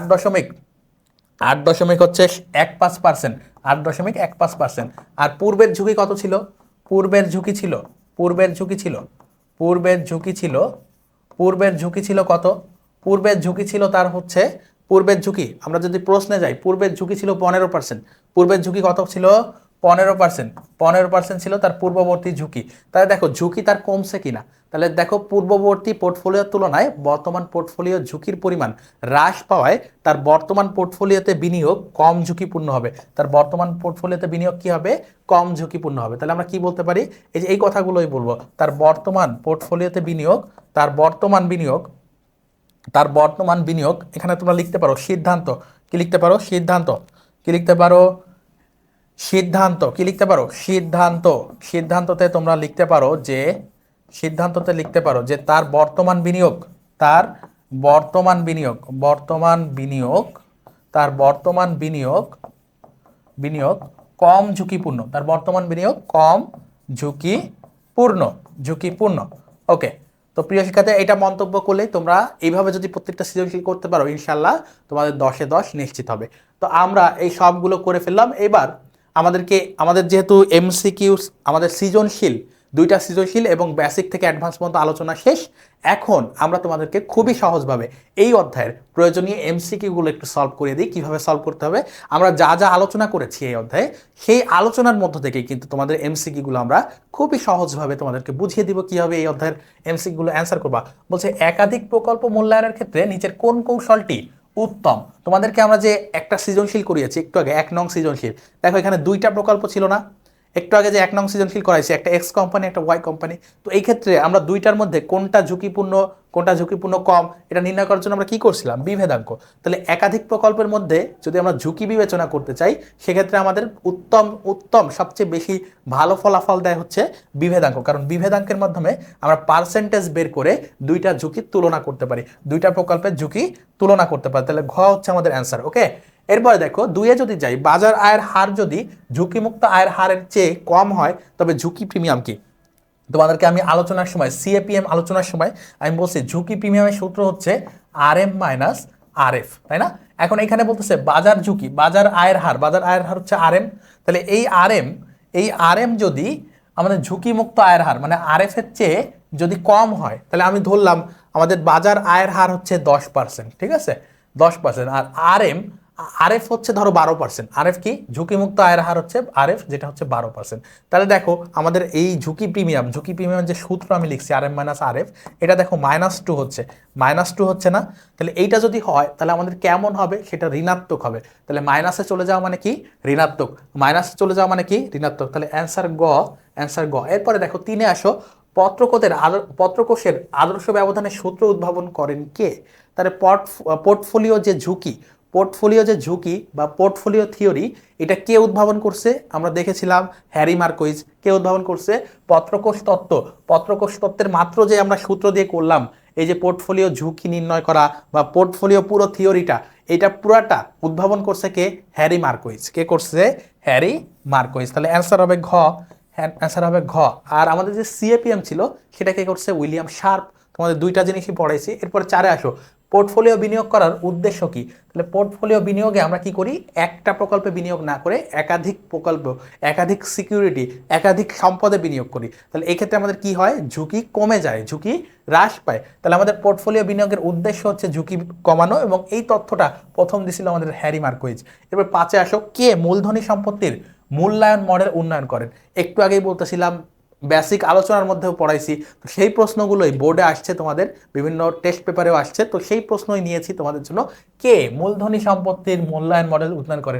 এই মূলধনী সম্পত্তির মূল্যায়ন মডেলের সংক্ষিপ্ত রূপ হচ্ছে আমাদের CAPM বা ক্যাপিটাল অ্যাসেট প্রাইসিং মডেল। এবং এইটা আমি কিন্তু আলোচনায় বলছি, এটা হচ্ছে উইলিয়াম শার্প উদ্ভাবন করেন। কে করে? William sharp. ওকে। 6-এ আসো, সিএপিএম দ্বারা নিচের কোন উৎসের ব্যয় নির্ণয় করা হয়? তাহলে সিএপিএম আমাদের কিসের ঝুঁকি নির্ণয় করে? Capital asset pricing model. তাহলে ক্যাপিটাল হচ্ছে আমাদের শেয়ার থেকে আসে। ক্যাপিটাল কোথা থেকে আসে? শেয়ার থেকে আসে। তাহলে আমরা এটা সাধারণ শেয়ারের ব্যয় নির্ণয় করতে পারি। এই যে সিএপিএম, এই সিএপিএম থেকে আমরা কি নির্ণয় করতে পারি? সাধারণ শেয়ারের ব্যয়। কিসের ব্যয় নির্ণয় করতে পারি? সাধারণ শেয়ারের ব্যয়। তাহলে অ্যান্সার হবে ঘ। 27 কোনটি? ঝুঁকিবিহীন বিনিয়োগ। একটু আগেই লিখে দিচ্ছিলাম যে ঝুঁকি বিনিয়োগ বা আরএফ, এই যে আরএফ লিখছি না, এই যে আরএফ, আরএফ হচ্ছে ঝুঁকিমুক্ত আয়ের হার, যেটা আমরা ট্রেজারি বিলের মাধ্যমে, কিসের মাধ্যমে পাই? ট্রেজারি বিলের। তাহলে আরএফ হচ্ছে আমাদের ঝুঁকিবিহীন আয়ের হার, এবং এইটা হচ্ছে ট্রেজারি বিলের মাধ্যমে পাই। কিসের মাধ্যমে পাই? ট্রেজারি বিলের মাধ্যমে। কারণ এই ট্রেজারি বিল, এই যে ট্রেজারি বিল কে প্রদান করে বা ট্রেজারি বিল কে বিক্রি করে? সরকার বিক্রি করে, সরকার। এই ট্রেজারি বিল বিক্রি করে হচ্ছে সরকার, এবং এই জন্য এটা হচ্ছে ঝুঁকিমুক্ত আয়ের উৎস। এরপর দেখো 8, সিএপিএম এর পূর্ণরূপ কি? সিএপিএম এর পূর্ণরূপ কি? Capital asset pricing model. দেখো এখানে মেথড আছে, মেথড কথাটা ভুল। ক্যাপিটাল অ্যাসেট প্রাইসিং মডেল দ্বিতীয়টাতে পাচ্ছি আমরা। এখানে প্রোডাক্ট আছে এই জন্য হবে না, ক্যাপিটাল অ্যাসেট প্রোডাক্ট এই জন্য হবে না। তাহলে অ্যান্সার হচ্ছে আমাদের বি। অ্যান্সার আমাদের কি? বি। এরপরে 9 যাব, আর্থিক ক্ষতির সম্ভাবনাকে কি বলে? তাহলে দেখো আর্থিক ক্ষতির বা অনিশ্চয়তার যতটুকু অংশ আমরা পরিমাপ করতে পারি সেটাকে আমরা ঝুঁকি বলি, বা আর্থিক ক্ষতির সম্ভাবনাকেই মূলত আমরা ঝুঁকি বলি, বা যতটুকু আমরা পরিমাপ করতে পারি, এভাবেও আসতে পারে। অনিশ্চয়তার যে অংশ পরিমাপ করা যায় তাকে কি বলে? ঝুঁকি বলে। আর্থিক ক্ষতির সম্ভাবনাকে কি বলে? ঝুঁকি বলে বা রিস্ক বলে। তাহলে অ্যান্সার হচ্ছে খ। এরপরে দেখো 10-এ আসো, প্রত্যাশিত আয়ের যতটুকু পরিমাপ করা যায় না তাকে কি বলে? তাহলে যতটুকু আমরা পরিমাপ করতে পারি না সেটাকে আমরা অনিশ্চয়তা বলি। সেটাকে আমরা কি বলি? অনিশ্চয়তা বলি। ঠিক আছে, যেটাকে আমরা পরিমাপ করতে পারি সেটাকে আমরা ঝুঁকি বলি, যেটা পরিমাপ করতে পারি না সেটাকে আমরা কি বলি? অনিশ্চয়তা বলি। প্রত্যাশিত আয়ের যতটুকু পরিমাপ করা যায় না, না বলছে, তাহলে এটাকে আমরা কি বলবো? অনিশ্চয়তা বলবো। এটার অপশনে আমরা অ্যান্সার দেখতে পাচ্ছি না, তোমরা অ্যান্সারটা অ্যাড করে নাও। তাহলে দেখো পরিমাপ করতে পারলে আমরা ঝুঁকি বলতাম, যেহেতু পরিমাপ করতে পারি না তাহলে এটাকে আমরা কি বলবো? অনিশ্চয়তা। অনিশ্চয়তা। তাহলে এটার অ্যান্সার কি হবে? অনিশ্চয়তা। তাহলে এই প্রশ্নের অ্যান্সার হচ্ছে আমাদের অনিশ্চয়তা। অ্যান্সার কি? অনিশ্চয়তা। এখানে অ্যান্সার নাই, এখানে অ্যান্সার নাই, এখানে অ্যান্সার নাই। ওকে, অ্যান্সার নাই, এই প্রশ্নের অ্যান্সার নাই, অপশনগুলোতে অ্যান্সার দেওয়া নাই। আমরা এটার অ্যান্সার কি নিব? অনিশ্চয়তা। ওকে, এরপর দেখো, এরপর দেখো বিভিন্ন প্রকল্পে ঝুঁকি নিরূপণ করে, বিভিন্ন প্রকল্পে ঝুঁকি নিরূপণ ও নির্ধারণে ব্যবহার করা হয় কোনটি? তাহলে বিভিন্ন প্রকল্পের মধ্যে আমরা যদি ঝুঁকি নিরূপণ ও নির্ধারণে ব্যবহার করা হয় কোনটি? আমরা দেখছি আমরা আদর্শ বিচ্যুতির মাধ্যমে ঝুঁকি পরিমাপ করতে পারি, সম্ভাবনা বিন্যাসের মাধ্যমে করতে পারি, তারপরে কিসের মাধ্যমে করতে পারি? আমরা বিভেদাঙ্কের মাধ্যমে করতে পারি, পোর্টফোলিও ঝুঁকির মাধ্যমে করতে পারি। আর এই সবগুলো করতে আমাদের কি লাগে? মুনাফার হার লাগে, গড় মুনাফার হার লাগে, প্রত্যাশিত আয়ের হার লাগে। এখন দেখো ঝুঁকি পরিমাপের একটা পদ্ধতিও এখানে দেওয়া নেই, তাহলে আমরা কি বলতে পারি? এই সবগুলো ঝুঁকি করতে আমাদের প্রত্যাশিত আয়ের হার লাগে, যেটা আমরা মুনাফার মাধ্যমে করে থাকি, যেটা আমরা আয়ের হারের মাধ্যমে করে থাকি। তাহলে এই প্রশ্নের অ্যান্সার হবে গ। এই প্রশ্নের অ্যান্সার হবে কি? গ। এই প্রশ্নের অ্যান্সার হবে গ। ওকে, 12তে আসো, কোন ঝুঁকি পরিহার করা যায় না? কোন ঝুঁকি পরিহার করা যায় না? তাহলে মার্কেট রিস্ক, বাজার risk, unavoidable risk, systematic risk, undiversifiable risk হচ্ছে পরিহার করা যায় না। তাহলে আমি কি বলছি? বাজার ঝুঁকি পরিমাপ করা যায় না। দেখো বাজার ঝুঁকি, এখানে অপশনে আছে বাজার ঝুঁকি। এগুলো আর কি হতে পারে? এগুলো আর কি হতে পারে? Market risk. কি হতে পারে? লিখে নাও, মার্কেট রিস্ক, মার্কেট রিস্ক। তারপরে কি হতে পারে? Unavoidable risk, unavoidable risk, unavoidable risk. তারপরে কি হতে পারে? Systematic risk, systematic risk, systematic risk. তারপরে কি হতে পারে? আনডাইভার্সিফায়েবল রিস্ক,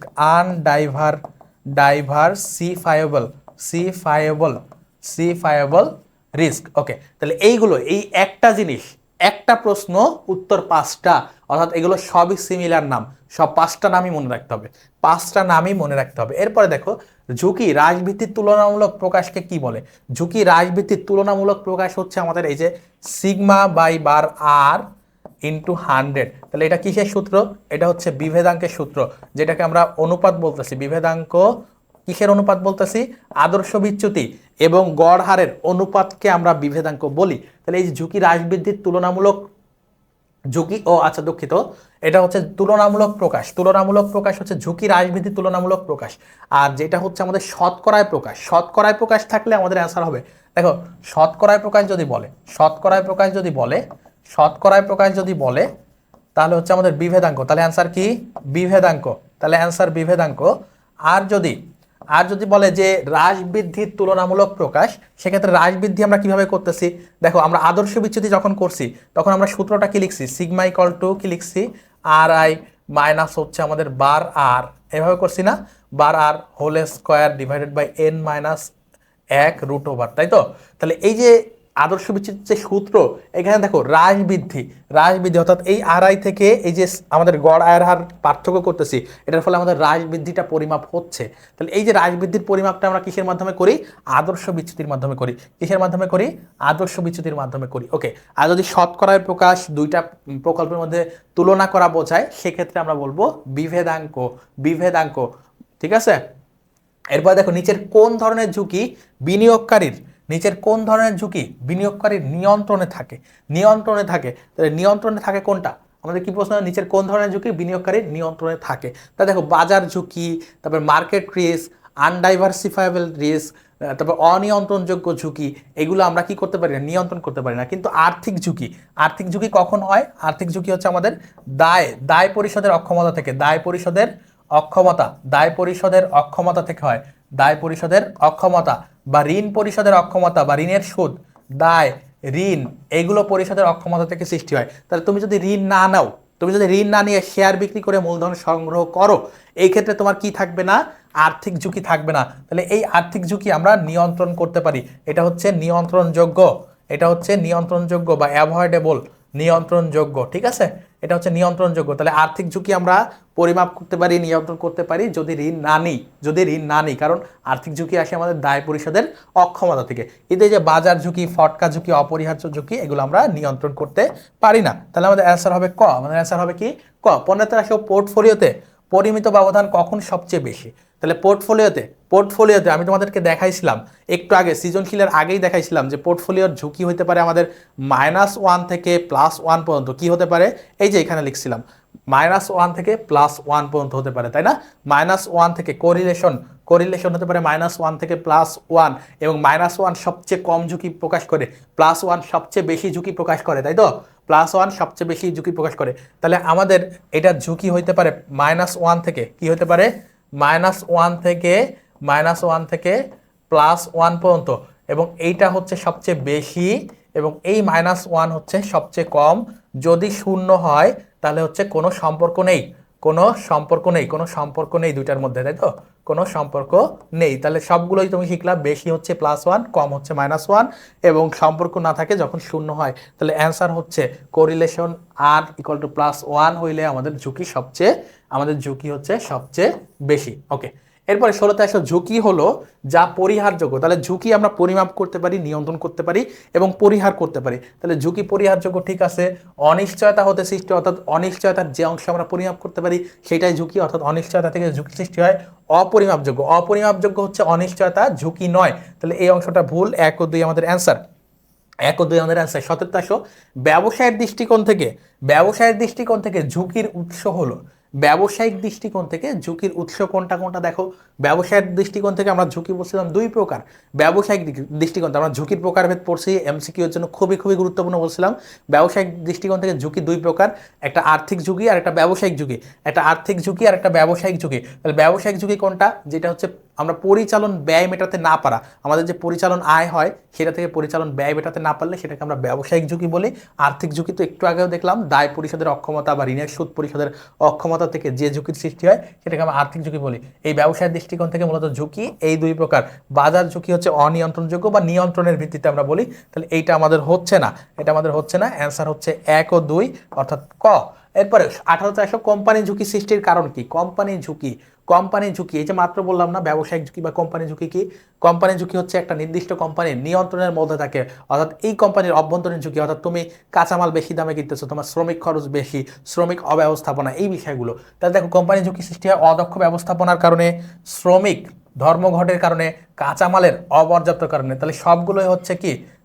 আচ্ছা, শ্রমিক ধর্মঘট তোমার নিয়ন্ত্রণের বাইরে, এটা হচ্ছে তোমার নিয়ন্ত্রণের বাইরে। কিন্তু শ্রমিকের মজুরি তোমার নিয়ন্ত্রণের মধ্যে। যদি মজুরি বলতো শ্রমিকের মজুরি, তাহলে নিয়ন্ত্রণযোগ্য। শ্রমিকের মজুরি হলে কি হতো? নিয়ন্ত্রণযোগ্য। কিন্তু এই যে ধর্মঘট, হরতাল, এগুলো নিয়ন্ত্রণযোগ্য নয়। তাহলে আমাদের এই 2 অ্যান্সার হচ্ছে না, 1 ও 3। তাহলে 1 আর 3 হচ্ছে আমাদের অ্যান্সার। কারণ হচ্ছে ঝুঁকি সৃষ্টি হয়, কোম্পানির ঝুঁকি মানে আমাদের ব্যবসায়িক ঝুঁকি সৃষ্টি হয় হচ্ছে অদক্ষ ব্যবস্থাপনা বা কোম্পানির অভ্যন্তরীণ কারণে। শ্রমিক ধর্মঘট বা হরতাল আমাদের অভ্যন্তরীণ কারণ নয়। তাহলে 1 ও 3।